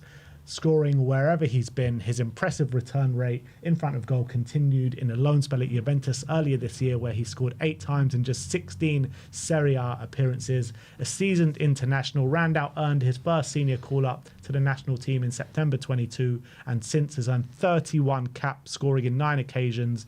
Named in the World Cup squad in 2022, the forward plays his part in the nation reaching the final for a second successive tournament, scoring in the semi-final over Morocco before he helped his country to the Final 4 of Euro 2024, where he also scored in the semi-final. So a big game player, Randal Kolo Muani. Do you think he comes in as our starting 9, Brian? Do you know what? Whilst Richarlison's fit, does he? When we desperately need that left winger, I think he definitely adds something more than Brennan Johnson, doesn't he, as a threat out wide. With no offence to Johnson, because if we look at Saturday, he didn't offer much. I mean, the whole team didn't offer much Saturday, did they? But no. Brennan Johnson was, if it's not on the far post, he was just ineffective. So I think, who knows? Whilst Richarlison's there, does he start out wide?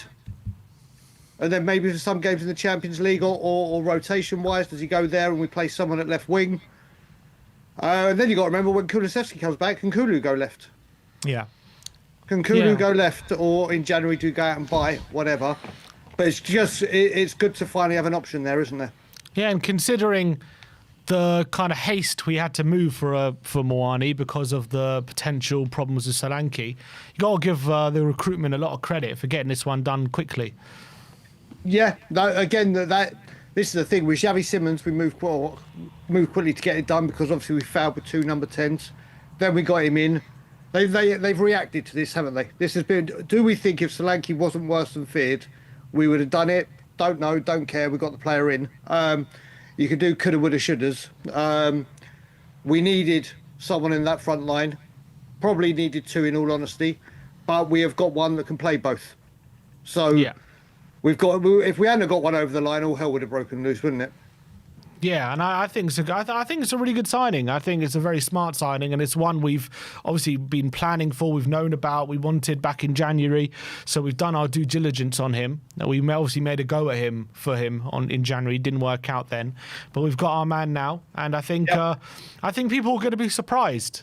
Because I think people think he's a dud, and a lot of people think he's a flop from Paris, which obviously there's some truth to. He didn't do so well in Paris, but I think this guy has got a lot more quality than people give him credit for, and I think he's going to be a good signing for us. I'm pretty confident of that.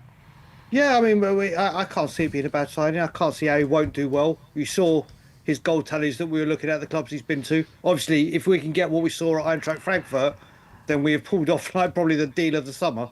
In all honesty, if we can get him up to that kind of form, the guy knows where the back of the net is. Yeah. Simple as, doesn't he? Yeah, and I think he'll be a major beneficiary of the creative work that Javi Simons is going to do in the number 10, you know, particularly when we're playing against teams with high line, getting him running in behind with his pace. I think he'll be brilliant. So, look, I'm very happy with the signing. And that's Randal What's Kolo his injury Muani. record like, Ben and Sim? Let's see. What's his injuries like? Let's see if we have a Solanke on our hands. So, Well, Solanke's injury record before he joined Spurs was Right. non-existent. Exactly. Let's see. his injury record is stupendous. He's had 2 injuries in his career, and he both missed 1 game for each one. And one of them was just a virus. Just hold on, you know what's coming. He's going to get injured before he even plays a game. That's what's You going to know happen. what's coming, don't you? That would be just the biggest jinx of the lot. I've never seen an injury record like it. That's mad. Yeah. Well, that's one massive. And the other one positive. was abductor pain. So it wasn't even a muscle injury. So he or hasn't anything. actually had an injury. He's One was a never pain had- and one was a virus. Yeah, and he missed 1 game for each one. So he's like never been injured essentially in his career. Who does that? Who's never been injured? Hold my That's beer. crazy. My number 9. Hold my beer. Let's just hope that continues. But like I said, listen, there's a lot of people I've seen, and I kind of agree with it, I kind of don't, and say we've got Paulinho in because Basuma's going out. We got Kudus, Son's gone out. We got Muani. So it looks like we've replenished rather than added, so to speak. But we have brought in quality. We have brought in quality rather. If we look at the window last year, where it was Solanke and youngsters, there definitely has been an upgrade in the window and the quality of player we brought in. Is it enough bodies wise? We'll find out. But you can't doubt the quality we've brought in. It's a What's major your- difference. Moving on from Kolo, what is your rating for the window? We're doing this as a whole thing. Players out, players in. Yeah, what's your rating for the transfer Well, window? How well do you think we've Brian done? Hill has Solomon gone to Palace, or is that another timesheet in? It's a timesheet. It hasn't been confirmed as of yet, but let's No, we got assume two let's assume Brian Hillwood and Solomon is happening. Solomon's a loan, I think. But it's a loan, yeah. For quality, 6.57. Yeah, so we both said 7 as well. Yeah. 7. So you're fairly content. You're fairly content with the window. Yeah, I am. Listen, it's Thomas Frank's first window. We look back at Ange's window, or previous managers, but Ange being the most recent. What do you have? He had Vicario, Maddison, Van der Ven, Johnson. Johnson. So the quality that we've brought in, Kudus, we know the quality he's got. Paulinho, know the quality he's got. Simmons, we're about to see the quality. Obviously, we haven't seen it Premier League. We know what he brings. Then you add Kolo Muani. Plus, you've got Danso, and you're going to count Tel and Takai. Yeah, I think 7's fair. Yeah, I mean, yeah, I said 7, but I am majorly concerned about the defensive line and the left wing. First of all, I still think, in my opinion, Son gets in this team if he was still here. With Son leaving, I know we've brought in Kudus, and you can say that's a replacement for Son, but Kudus is on the right and Son played on the left. And I think we're very weak on the left-hand side of attack when you're looking at Odegaard, Tel and Brennan Johnson. You're looking at defence, we've only got 3 good quality centre-backs and we've only got 3 full-backs at all in the squad. So that's what majorly concerns me. Yeah, I mean, when it comes to defence, we've got Radu coming back, haven't we? Yeah, we don't know when, though. ACL, he might take a long time to get back to his best. Again, I mean, if we could have brought in a left back and a left winger, or a left back, centre back, and a left winger, that goes straight up to a 9, possibly a 10, really, doesn't it? So the big question, Brian. Yeah. I don't know if you asked it or not.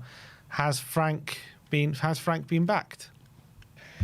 Yeah, I mean, well, I think you asked me this on Saturday after the Bournemouth defeat, didn't you? And I said, when it comes to quality of players brought in, I would say yes, he has compared to previous windows, as in the quality.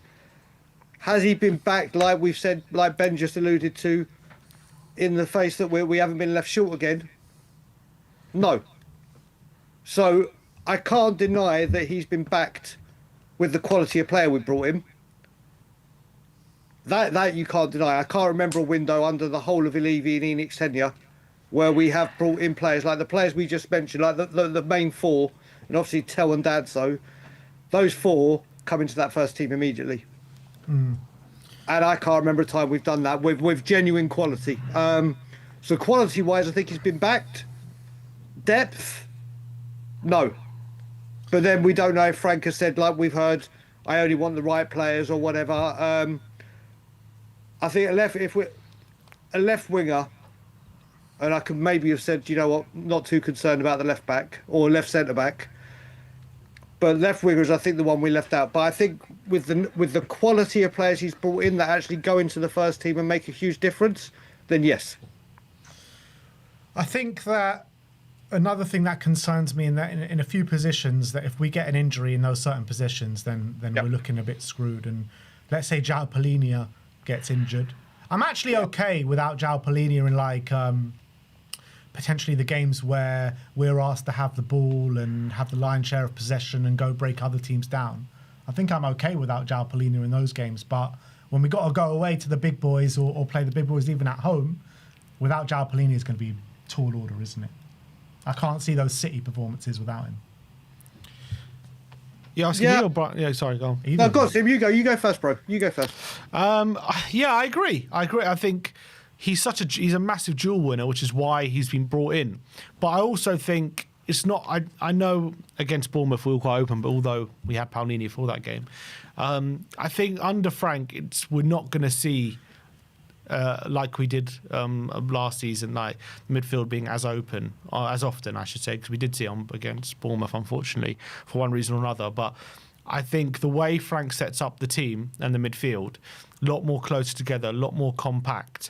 So I think even when Palhinha is injured, I think even if we had Bentancur and Sarr or there, I think we're going to be much more better off in those games, and I think we can still be competitive. Yeah, but Palhinha gives you the extra step because he wins so many duels and he's so combative. But I think you'll see Bentancur and Sarr being a lot less exposed than they were last season, I would say. Yeah. About basically where you were, Sim. I think now that Simmons is there, yes, Palhinha, you can't replace Palhinha for what he brings to the team, but Sarr can drop there now. Bergvall can get game time. Basuma's still here, Brian. Yeah, mate, what's going on there? But he'll go to Turkey, right? I'm certain of it. Turkey's got a couple of weeks extra, haven't they? Yeah. And Saudi as Bizarre well. how they have an extra 2 weeks. Obviously, we really thought he was going to stay in England, didn't we? Then it happened with Davinson Sanchez, didn't it? We sold Davinson Sanchez after the deadline. Exactly. Yeah. You're right, brother. But yeah, I think Basuma. I think Basuma stays the number. They'll go in the next 2 weeks. Yeah. So how have they got all the money they're spending, Turkey, by the way? Oh, God knows, mate. God knows. But I think if Palhinha gets injured, we're screwed. I think if Javi Simons gets injured, we're screwed. I think if one of the fullbacks gets injured, we're screwed. And I think if one of the centre-backs gets injured, we're screwed. So I think what we've got to do is they've all got to rub Muani's head. Maybe that'll stop the injuries with his injury record. Yeah, look, that is the problem with us, isn't it? Yeah, that is what the problem with, like we said, the quality of players come in, and it's quality of player we've needed. How long have we needed a right winger? How long have we needed a right winger like Kudus to do what he does? But if he does get injured, it is a problem. Palhinha, there's no one like him, is there? There really isn't anyone. He is a one of a kind. Muani, thank God, can cover both. And at least we do have another striker, because if we'd gone into this with just Richarlison and then maybe Tel or Johnson, that could have been a big issue. So that's been covered. And now we just wait and see what happens. Well, I have seen a lot of people in the chat saying Dele Alli's contract with Como has just been don't go back there. Short term number 10, isn't it? Why not? Just as a backup number 10, you're not taking it. What about Ericsson? He's still, isn't he? Ericsson's a free agent as well. Oh, don't do this. Well, put it this way, if I had the choice, Ericsson or Ali, I'm taking Ali.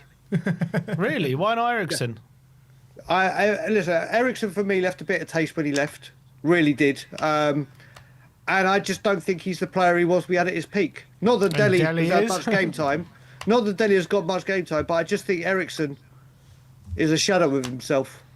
I really do. Dele Alli, you just never know if he comes. I can't believe we're having this conversation. Would you prefer one of them or to put Bergvall in the 10? I guess Bergvall in the 10. But So. without a doubt. I honestly thought that. I mean, during the street day, we actually thought with Aston Villa the way they're moving, we started really thinking that maybe there is something in Rodgers, and then late you're going to see it all go nuts. And we got into the discussion like when we heard about Wilson Odebear and Bergvall. I don't know what you guys thought. I was like, if you could get Morgan Rodgers into the team, but it meant Bergvall going on loan to Villa for a season, would you have done it? Because I would have. I hate to bring the topic on back to where I'm going to take it because I like to stick into football, but when it comes to, but you are the person to talk to about this when it comes to Levy and everything. I just want to know, where are you? I know you're coming back to the country. Yeah. Where are you on after the window we've had? Where is, are we protesting next game? Is that where we are? Are we holding off? Is whether we protest dependent on whether we get an injury to somewhere where we're vulnerable? Like, what is where should change for Spurs? I know you don't speak for change for Spurs, you speak for yourself. Yeah. But where are you at with that after the window? I think I'll still be at the training ground. If I have to be honest, obviously what I do when I go to the training ground is completely independent of change for Tottenham. When I did the training ground beforehand, change for Tottenham wasn't even a thing. I will sit down and reassess properly when I've had a proper load of sleep. Like we said, number-wise, I listen, I plan to be at the training ground no matter what. If I go, it depends what level of, anger or frustration that I go with. But there are a lot of people that haven't think we've done enough. Like we said, quality in player has definitely improved. Has the squad depth really been added to with players out, and has it just been reactive? That's another story. But obviously, we've got the quality in. And then, like I said, I will reassess. If people want to go to the training ground, then obviously I'll be there. I've said I would, and when I say I would, I stick to what I say when it comes to this. So I imagine I'll be at the training ground at some point. But you got to say, like, if we would have signed those 2 extra players, it would have been the near perfect window. Correct. Correct. I completely agree. If we would have, I mean, I had this conversation with you, Brian, a week ago, like saying if we would have got these 3 players before the end of the window, obviously we got one of them. Then I said, there's no point protesting for the rest of the season. The protest should be dead because we've got what we wanted, and the squad has been replenished, and we've got options all over the pitch. But like I mentioned before, there are key areas in the team, one injury, and we're completely screwed. Yeah, that is the thing, isn't it? Like you said, if we'd got a left winger and a left back, or even one of the two, if you got one of the two, I think you're looking at a 9 out of 10 window. If you got both, you're looking at a 10 out of 10 window, and it would have been the best window, or it still has been, in my opinion, the best window under them. But the best window under them, and it's still a little bit short, isn't it? Yeah. But like we said, look, I'll put my hands up and I'll give credit where it's due. The quality of player we've brought in is night and day compared to any window. Yeah, I mean, when you're looking at Enoch and Levy, and you can clearly see there's been a shift of approach in this window, though, in terms of what we're trying to bring in and the caliber of player that we're bringing in, and players with experience, not only just experience, but Champions League experience as well. So I guess that is a massive step in the right direction. It is. And like we said, this is the thing. These kind of windows need to be the norm. Not just right. We've just had an absolute shit show of a season. Thank God we won the Europa League, thanks to Angela and the guys, because then we would have been in a massive problem. So we've got that trophy in there, and we obviously the springboard for success and all that. I'm not going to come out with all the terms and everything, but we've done a lot better than we normally do, and there's no getting away from it. We've got a new manager. Like I said, they all seem hungry to play for the manager, apart from obviously the very, very poor performance we saw Saturday, which is unacceptable. Yeah. Which is unacceptable, and those will be very few and far between. He's now added another body, and let's face it, we were missing one of the massive problems. I think was Saturday. Don't get me wrong, like I said to Simon and Josh, Bournemouth were magnificent. It weren't just that we were just so bad. Bournemouth were that good, in my honest opinion. But we missed a spark on the left wing, as in creativity and getting to the. And Muani solves that. Yeah. Or would have made a difference, or if he was up front. So the squad is there. We've got what we've got. and now it's down to Thomas Frank. What should we go on? What you saying? But I guess one of the key kind of aspects going into this window was to make sure that we were equipped to fight across all 4 competitions. Yeah. First of all, are we equipped to do that? And second of all, where do you think we can finish in the league now? I said top 6 before today started. I think I'm going to stay there. 6 minimum, by the way, not saying 6. Yeah. Get out of the group stages of the Champions League, and let's face it, the Champions League draw has been very, very favourable to us. Yeah. We have struck gold with that Champions League draw, without a doubt. And then I want us to win the FA Cup. And that don't start in January. You think with the squad we can do that? Why not? Why not? I don't see why not. I think we can, but again, it just goes back to our luck with injuries. That's what it goes back if to. we can have, let's just say, a clearish run of injuries, and let's say if we do get injuries, it's to where there are options. Because let's face it, we're left back now. Destiny's back. So if, let's just say, Destiny's more likely to get injured than Spence based on previous history. There is Spence there. Yeah, there is Spence there, but then you're asking Spence and Porro to play every single game. There is that. So, see, that's the other thing. That's the other thing. I mean, well, you are, but there's also, you can play Archie at right back at a push. I'm not saying we will do it. There is an option. It's not the greatest of options, but it's an option, isn't it? It's not. But you know what, Brian? Good managers, they find solutions. Look at Slot. He's playing Szoboszlai there. You know what I mean? Oh, mate. Listen, some of the stuff I saw on YouTube and social media after the Thomas Frank, after the defeat to Bournemouth, going, I thought he was the master tactician that could outwit everyone. Yeah. The best man, Jose Mourinho, lost football matches. The master tacticians lose matches. He got it wrong, and the outpour of anger towards him, which I get. Don't get me wrong. I get the anger to him. It was a very, very poor performance, and we were all saying we'd do things differently and it would have made changes at half time. Just because he's this master tactician, we're not going to go invincible and win 38 games a season. Every season. Yeah. It's about getting him right more times than you get it wrong. Exactly. And I have faith that he will. I have utter faith that he will. Unbelievable. He never lost to Bournemouth with Brentford. But it's unfortunate. And listen, one of those key areas was Porro was getting absolutely roasted by Semenyo, wasn't it? Yeah. Semenyo was just, and maybe Spence should have been there to begin with, and was Destiny fit enough? But now we see after the international break, we got. I mean, if I remember, there's international break. I put the criticism down on big criticism down on Kudus for that, because I mean he did such a great job coming back and helping against Man City, but he didn't do that against Bournemouth. True. And I think Kudus also on Saturday was greedy. Obviously, they doubled up on him, and that killed us because he's the only. But some of his passing was off. And I don't want to start singling out players because I think the only ones in the starting lineup that did actually well was Van der Ven and Vicario.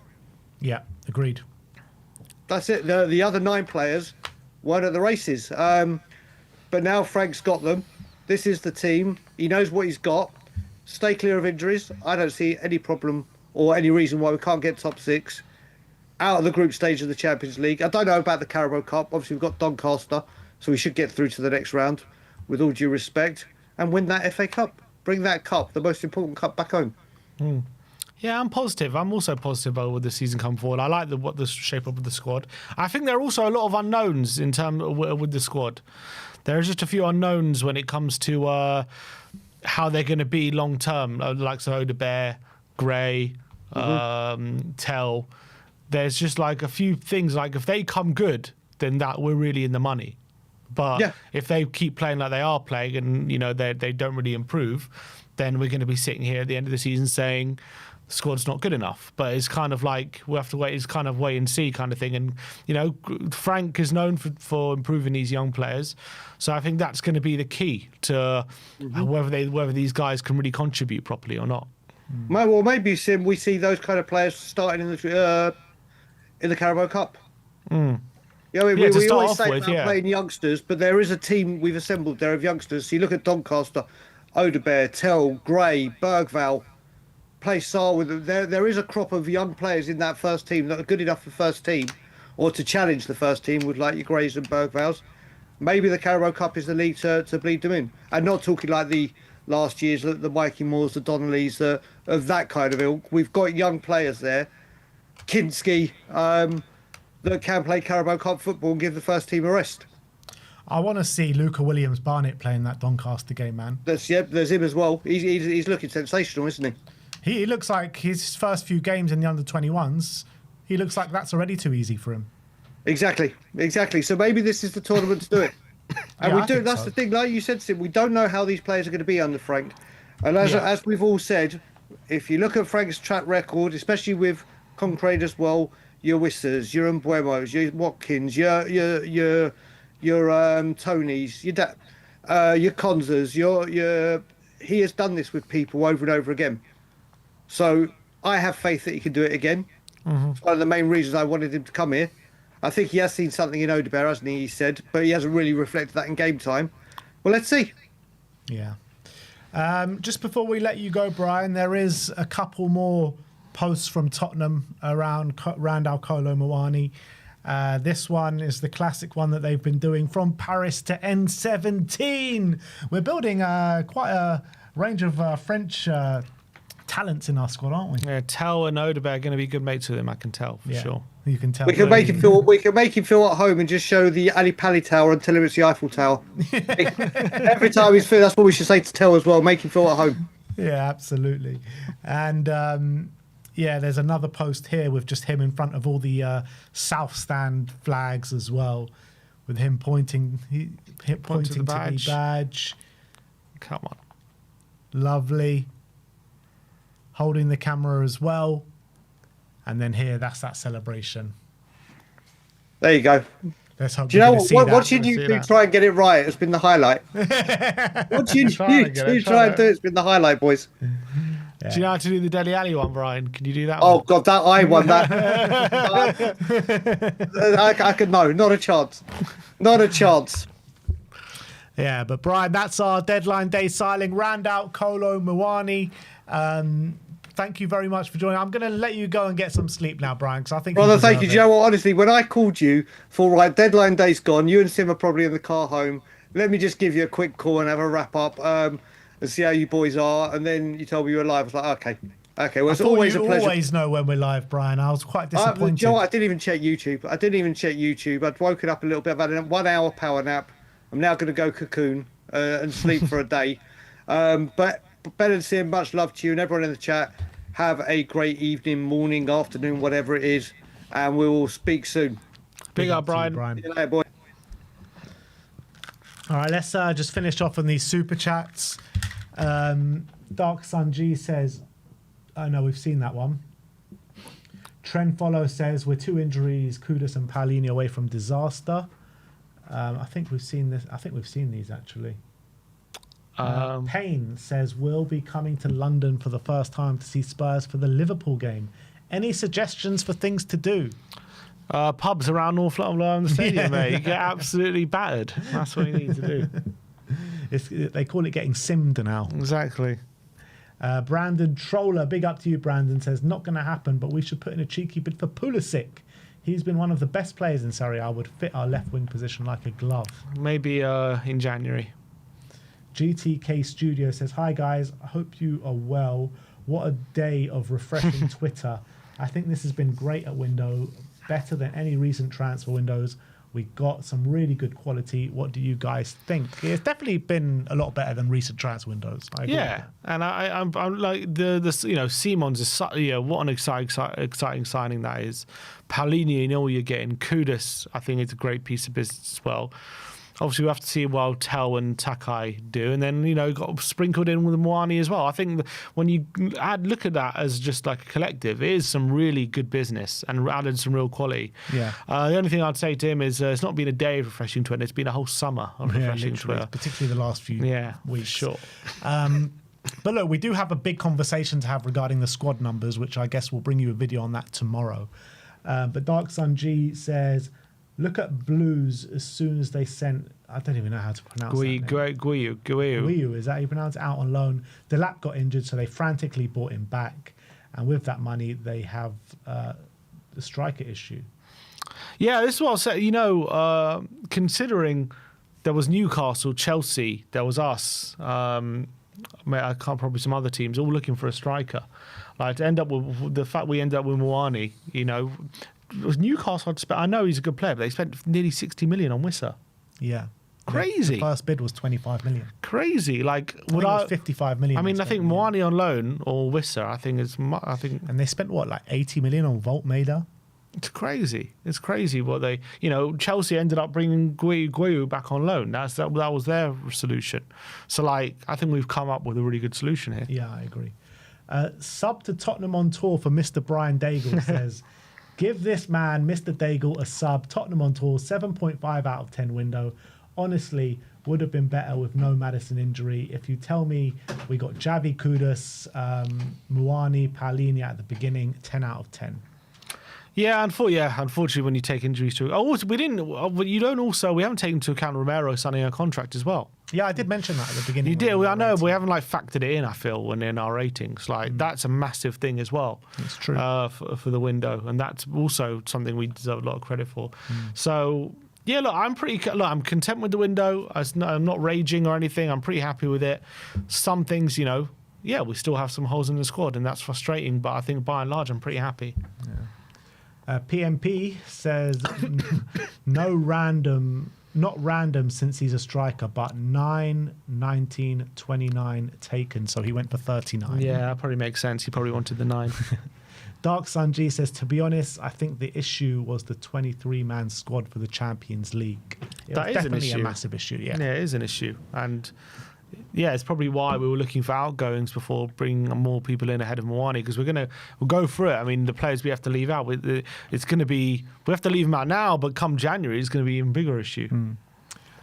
Conan says, from Ruslan Manilovsky to Muani, Simons and Kudus. True that. Do you remember how desperate we were for Malinovsky? I know. Probably twerking for Malinovsky. Never been so down in the dumps, in the trenches. Literally, we were proper in the trenches. We were twerking for Ruslan Malinovsky. He ended up at some random Russian team or something. Didn't even do well. And there's been so many players like that as well, by the way. He's not the only one. Gift Orban. Bring him in, Gift Orban. Where's he now? Hellas Verona or something. Yeah, it's just another move. He's fourth move in his last fourth window. AT says, now it's really time to get behind the team and the manager. Let's make our home stadium a fortress. See you guys there against Liverpool. Come on, you Spurs. 100%.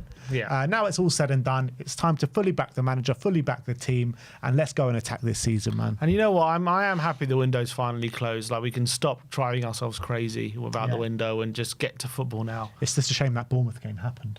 Yeah, I know. And we have to sit through this international break, 2 weeks mulling over that loss. And it's the excitement about seeing Simons and Muani is going to die down by the time we next play. But hopefully, by the time we do a predicted lineup, he'll come back again. Yeah, absolutely. Seba says, after 13 and a half hours of streaming, the almighty Brian Dagel is back. He is a monster and a legend. Good to see him and you, the boys, as well. Much love. Come on, you Spurs. Big up to Brian. 13 and a half hours streaming. What is he thinking? Absolute nutcase. What is he thinking? Nutter. But look, that is all said and done with the transfer window. We're just going to end off with our review, the Premier League.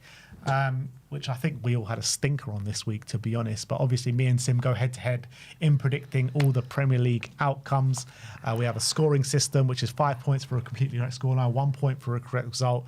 And the star man, once you pick that man, you can't pick them again for the rest of the season. 5 points for a goal, 2 points for an assist. And let's see how we got on. So obviously, it's 23 to me, 14 to Sim. And first up was Chelsea, where it finished 2-0 to Chelsea. Sim went for 1-1. I went for 2-1. So I gain another point for that one. And look, this game has all been spoken about, that Fulham disallowed goal. Like seriously? Yeah, it's ridiculous. How are we still sitting here and talking about these shocking decisions? That robbed me of a 5 pointer, that it did. I reckon I would have got a 5 point if that went in, because he would have put Fulham 1-0 up, and I think it changes the game. But I don't think Chelsea were great on top of that as well, but Fulham were much better in the first half, and then when that goal gets chalked off, It took the wind out of their sails. You see that sense of injustice Marco Silva was feeling. I think the Fulham players started to feel it as well. That goal, that I think there's a good case to say it was a foul on Muniz rather than a foul by him. Chalobah, I think it is, literally just plants his foot below him, and all he is he's doing a pirouette. And I just think Chelsea got massively lucky on that occasion. And then they obviously score from a corner. They're becoming the corner kings, by the way, this season, Chelsea. João Pedro's very dangerous, isn't he, in the box? Like getting these headers in the 6-yard box, 1-0 up, and then they get a dodgy penalty. I mean, it's a penalty, but the way they got it was, João Pedro handles it, and then it falls to Chalobah, and then Cesarion handles it. They just got lucky with that moment, made it 2-0, and saw the game off. But I don't know, Chelsea were really poor in that first half, and I think they'll count themselves lucky how the game went. They got all 3 points. Yeah. But look, all in all, decent start to the season for Chelsea. 2 wins and a draw, so can't really complain at this moment in time. Next up is Manchester United 3, Burnley 2. We both went for 1-0. I mean, it could have been like 4-0 to Man United in the early stages of the game. They were absolutely peppering Burnley, but just couldn't put the ball in the back of the net.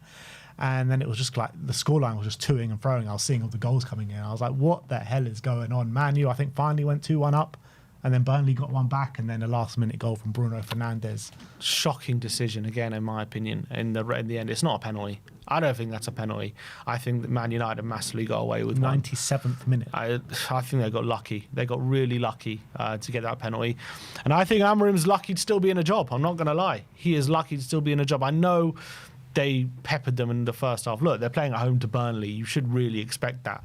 But second half, they shut the bed. They didn't put the game to bed. Burnley came back into it.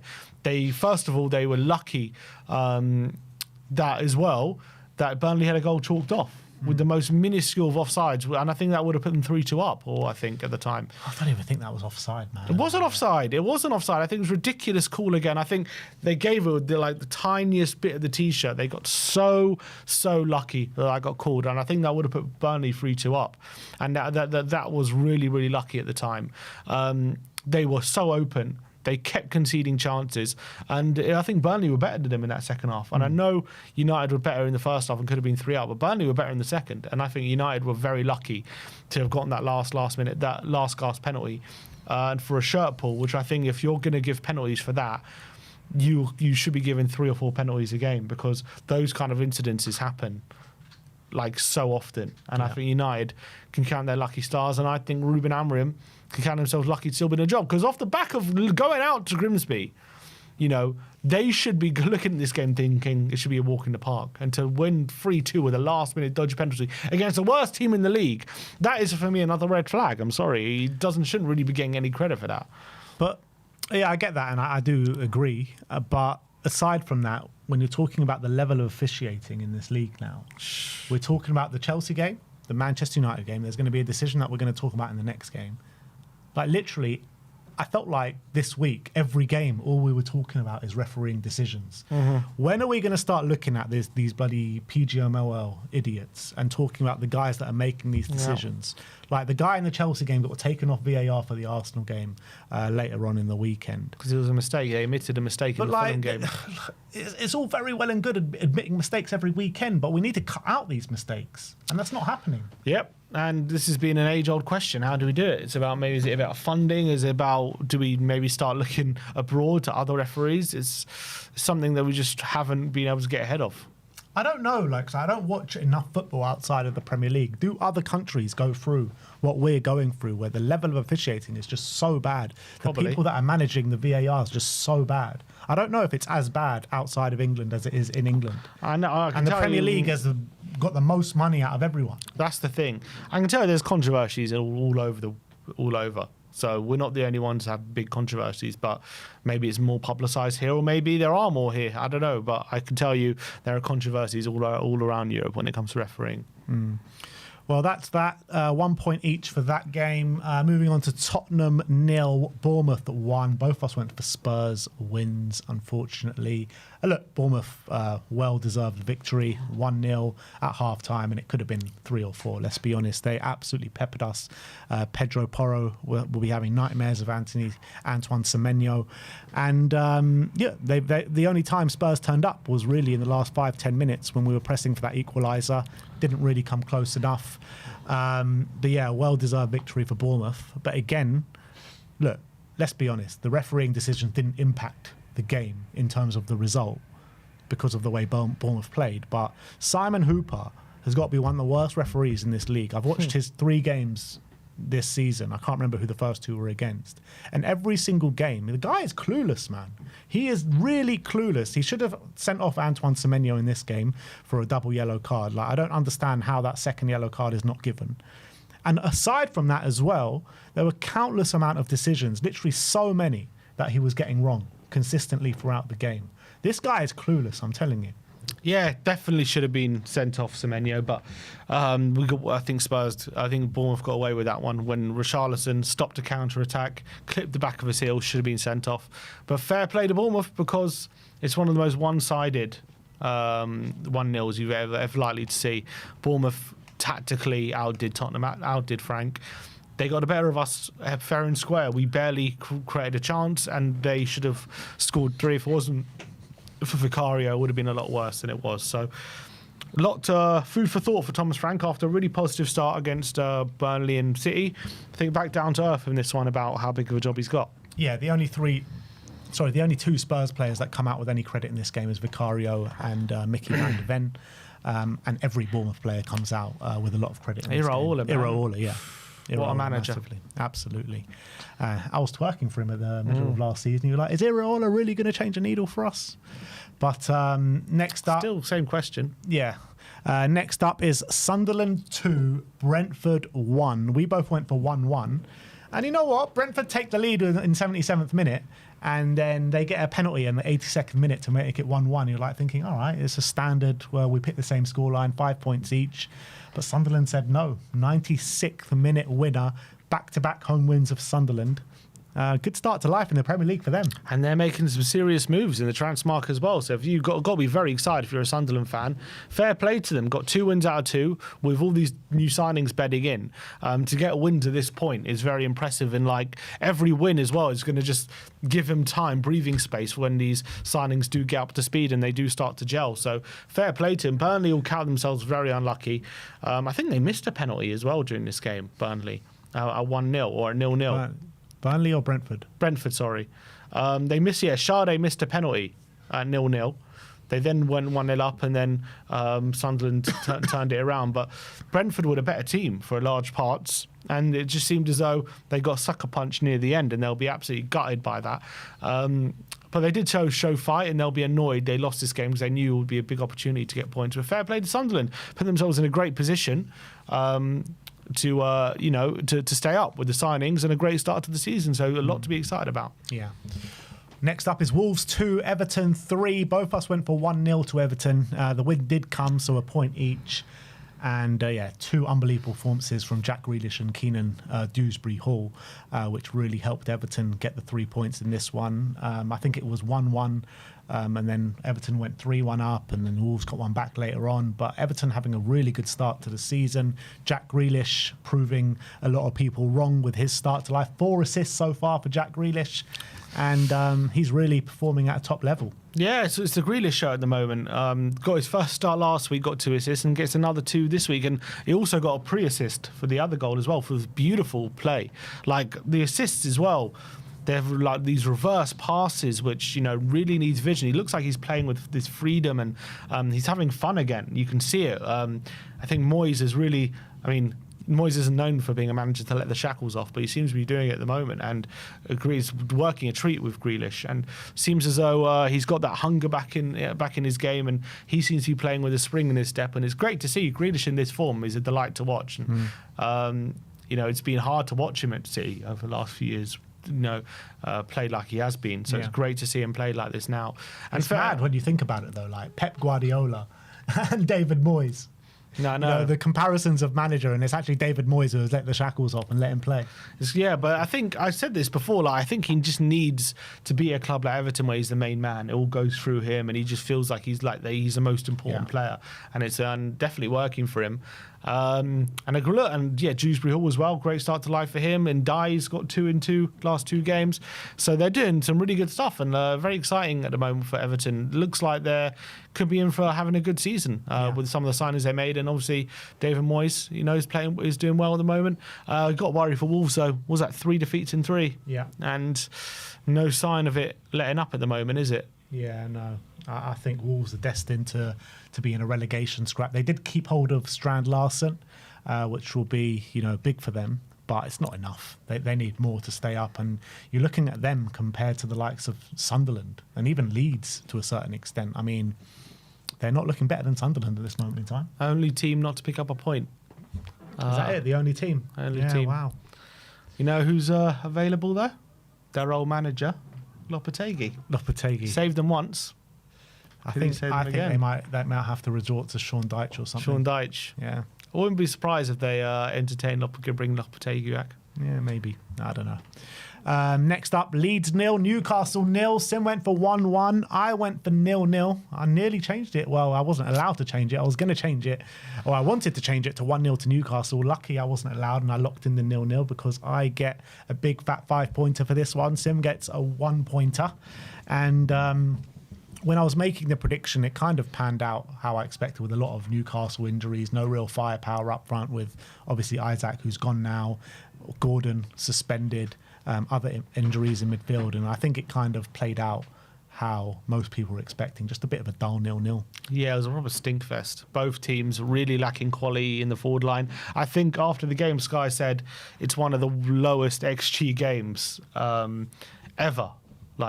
Since they kept those records. So I think it goes to show you how difficult it was to watch. I was watching it in the studio after the Spurs game, and it was just so boring. I couldn't. I wanted to turn it off. Leeds was really strong. Calvert-Lewin came on. He was struggling to impact the game. And Newcastle really lacked any sort of quality in the front line. Now they're getting Voltmader and they've got Wissa through the door. So that, for them, they'll think that solve the issue. Well, it's obviously it will solve some issue. It's not of the same quality as Alexander Isak. No, but it's better than what they got at the moment. Well, yeah, it's better than having no striker. Yeah. So have Newcastle? Have they put themselves in a position to challenge that 5th spot with the signings after losing? Yeah, I mean Isak? they can challenge. They're still a very good team, and they're very hard to beat with the midfield that they've got, and they've got a good team there. But it's obviously still a downgrade for where they were last season in terms of Isaac to Voltmader or Wissa. Added Ramsey in there. Yeah, Ramsey's a good player as well. That guy from Milan, the defender. Yeah, look, they made some decent signings, but I still think when you're looking at their firepower, they're weaker than what they were last season. Yeah, because I think Isaac will probably score more than Voltmader and Wissa combined. Probably, and Voltmader's a massive risk as well. Like young player coming out from the Bundesliga. It will take him time to settle, in my opinion. But people are saying they've gone for the Crouch Defoe kind of thing with the big and small striker. Yeah, kind of. But good point for Leeds. Fair play to them. Yeah, absolutely. Next up is Brighton 2, Manchester City 1. Both of us went for Man City wins, and 0 points on the board for this one. And it really was the kind of old tale of a game of two halves, this one, because I thought Man City, obviously they go 1-0 up in the first half, look good value for the lead as well, were creating chances. Second half, Brighton just came out and absolutely blitzed them, didn't they? Yeah, it's a classic state. If you don't kill the game off, that can happen, and it felt like in the latter stages of the game, Brighton just were taking advantage of a City team who were tiring, didn't have the options off the bench to sufficiently change the game, and they really took advantage. And fair play to them. Brighton can do that too. They're a very good footballing team. And Hertzler, I think more people need to be talking about him, because I think he's done a great job there. He's done a fantastic job, and at such a young age, they finished just outside the European spots last year. They've had a decent window and some good performances already this season. So fair play to Hertzler. He's doing some good things. And I thought late in the game, they really got the advantage of City, and if anything, they could have also, probably extended their lead. They looked closer to scoring another one before City were to equalise. And so, fair play to Brighton, great win. City will be kicking themselves, 2 losses in 2.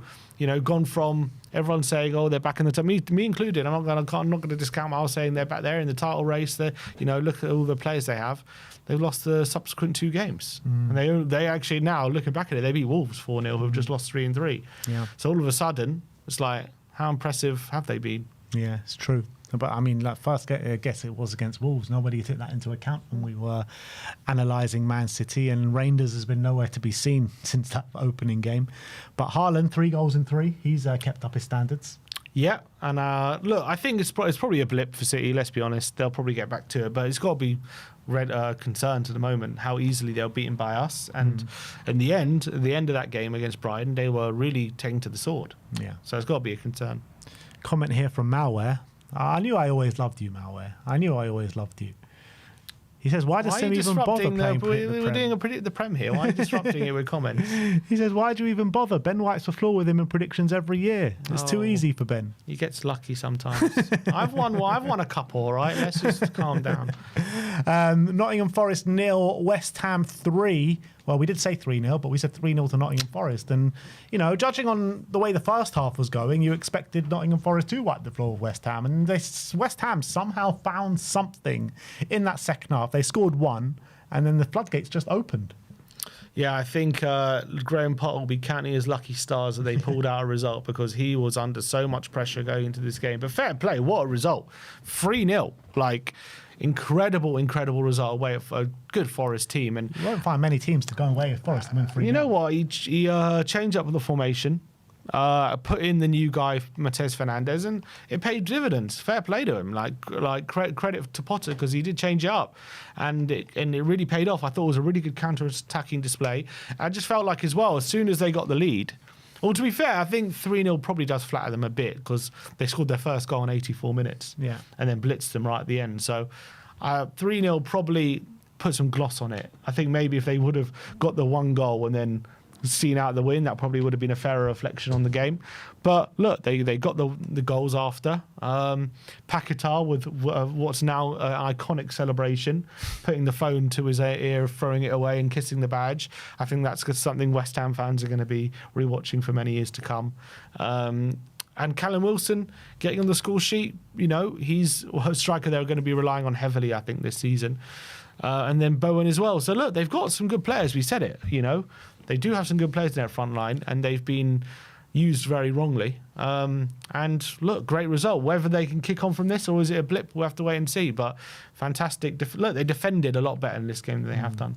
Do you feel like this result can kickstart West Ham's season? Turning point. Do you think it's a turning point, or do you think it's just kind of a one-off? Well, we've got them next. Yeah, so I'm worried about that. I think it could be a turning point, to be fair, because they were just shocking, and from what I was seeing before, their players are much better than that. So I think this kind of, and as well, Paquetá staying and doing that kind of celebration, that public statement, it could definitely be a turning point. To be fair, when he scored against Chelsea, he kissed the badge as well. There were still all those rumours of him leaving. Yeah. But Paquetá's actually, apart from West Ham starting the season poorly, Paquetá's actually been brilliant so far in the first 3 games. It's true. Let's go to the game of the weekend. Well, what was supposed to be the game of the weekend was Liverpool 1, Arsenal 0. Unbelievable goal to settle this tie, and that a goal, it had to be a goal like that. If a goal was going to be scored, and look, you're talking about goal of the season already, probably from Dominic Szoboszlai. You went for 1-1, I went for 2-1 to Arsenal, and there's a lot of criticism coming for Arsenal and Mikel Arteta about his team selection and about how kind of negative he went with his midfield. Eberechi Eze on the bench, where you thought with this Liverpool team, with the frailties that they've shown at the back so far, you thought if you have a go at Liverpool, they might crack. Surely, yeah, that's what everyone was expecting, especially with how well Arsenal defend. I know they lost Saliba within 5 minutes, so you've got to give them a bit of understanding with that. But that doesn't take into account for the selection at the beginning. Yeah, exactly. And you've got to, I think for me, the criticism I have of Arteta is, does he believe Arsenal are the best team in the league? Because if he does, then he goes there and tries to win. He tries to beat them. If you believe you're the best team, then go there without fear. Guardiola's not going to go to the Emirates and just pack out the midfield and try and nick a draw. That's not how he does things. He believes he's the best, and he's going to try and win. Yes, they don't always win, but that's the intention, and it's clear. It feels like Arsenal go there with an inferiority complex. I understand getting a draw at Anfield isn't the worst result. It's a good result in the context of things. But managers have their own playing style, right? And I know Arteta, even when he comes to Tottenham, like he does that kind of tactics. He doesn't go there doesn't drop Odegaard and drop, He doesn't drop the players, but they drop very deep. They play a very defensive They did game. last year because they had all those injuries, but they didn't have the options, I don't think. If I remember, Odegaard was injured and Rice was injured. I mean, in a lot of away games, you see them just win 1-0 by a set piece. Like they're not adventurous when they go away from home at the best of times. I just think if you believe you're the best team in the league, like when City, I remember that season, City and Arsenal were going. Guardiola's a very different manager. I'm just saying they're going toe to toe for the title, and City went to the Emirates and won 3-1, and like they really put their stamp on that. Like they didn't go there thinking let's just nick a draw here. Like they went to win, and I just think like if you believe you're the best team in the league, right? If that's your belief, then you should act like it. And they don't act like it. They act like they go with you to these places scared and with an inferiority complex. Let's try and nick a draw and let's just try and get out of there unscathed. Like they don't go there believing they're going to win.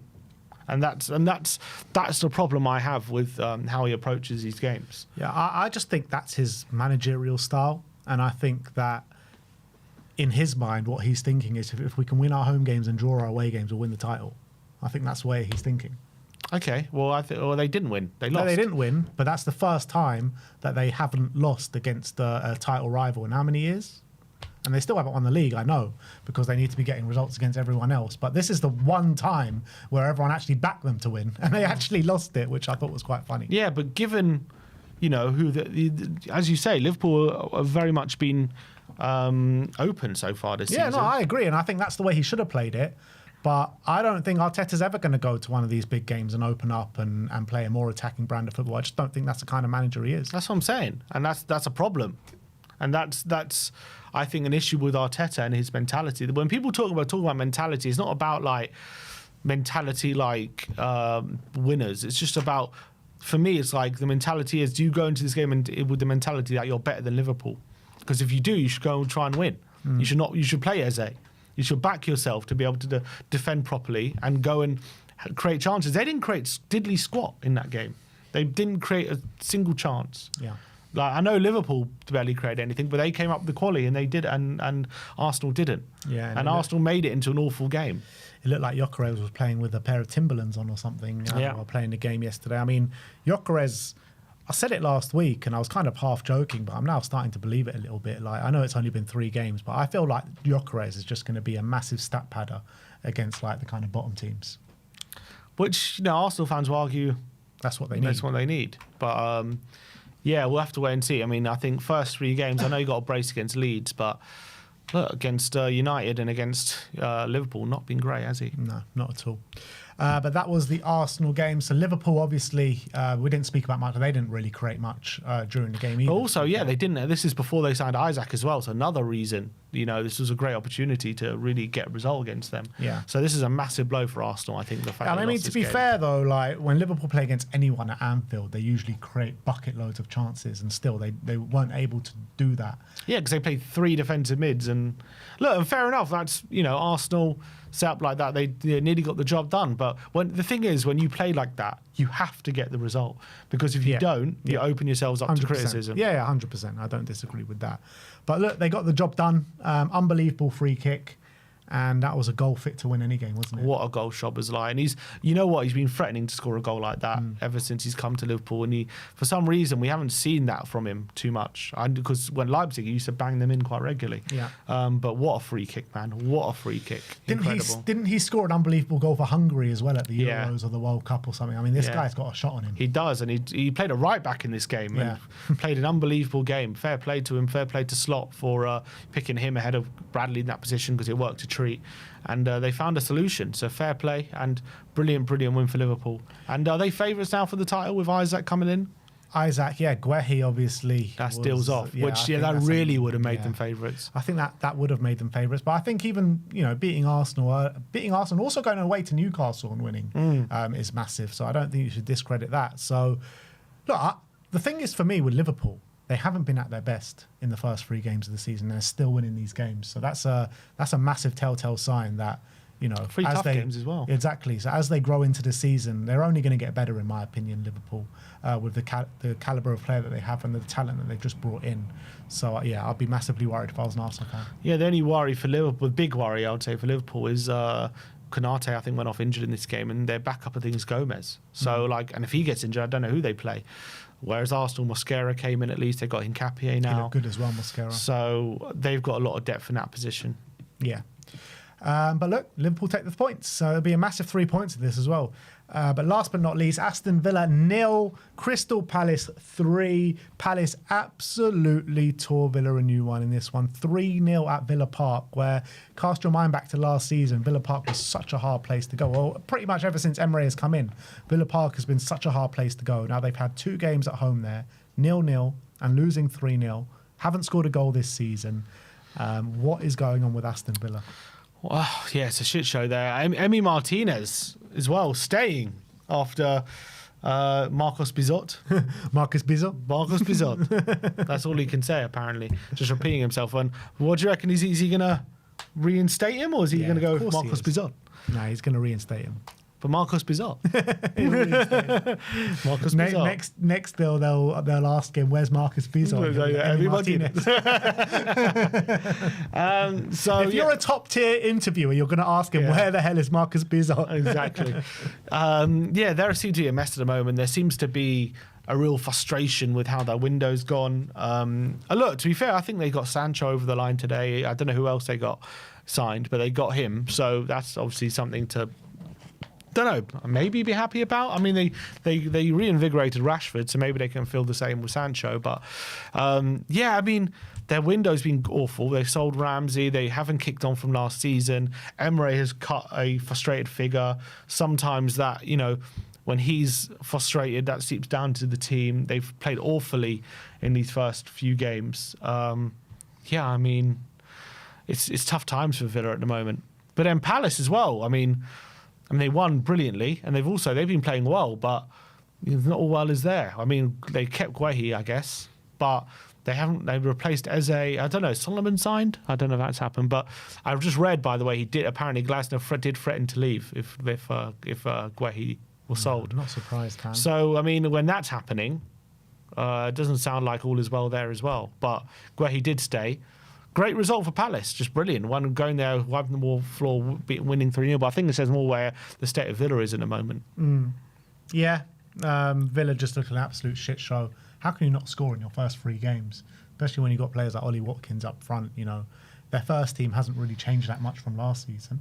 So why are they so hard to beat last year, particularly at home? And then they're getting dicked on 3-0 by Crystal Palace.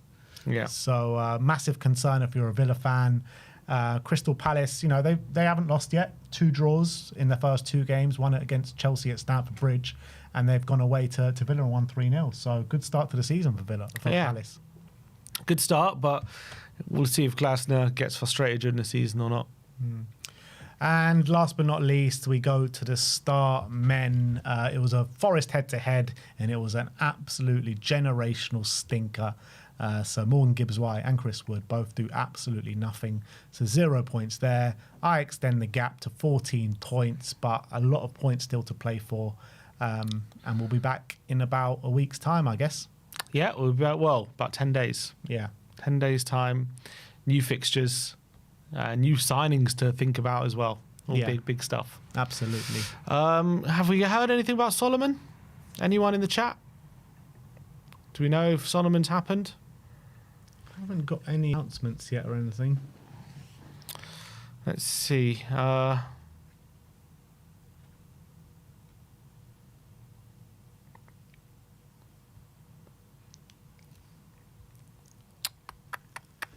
Anyone in the chat know anything? No, I don't think there's been anything said, to be honest. Zinchenko signed for Forest. Zinchenko. Yeah, on a Really? last-minute move. Why Deal can we shoots do a him last minute straight- move for a centre back or a Straight winger? loan. Zinchenko went to Forest on a season-long loan. Hincapié got signed, did he? Yeah, they announced that. Let's see, Manor. No, I don't think anything's been said, but I'm sure something will come out. We said they only got 2 hours. Hmm. Well, that's 2 hours gone since the end of the window. Yeah, I thought we would have heard something, right? Still, yeah, nothing's happened. Well, I'm sure we'll hear something overnight and we'll talk about it in the morning tomorrow. But look, I think that's that for today. The transfer window is done and dusted, and now it's time to forget about all that and focus on the task in hand, the season ahead. We got a long wait till our next game as it's international break now, but a lot more content still to come over the coming days. I want to thank you all for joining us today. We'll see you all tomorrow. Like, subscribe and comment, and as always, come on, Spurs.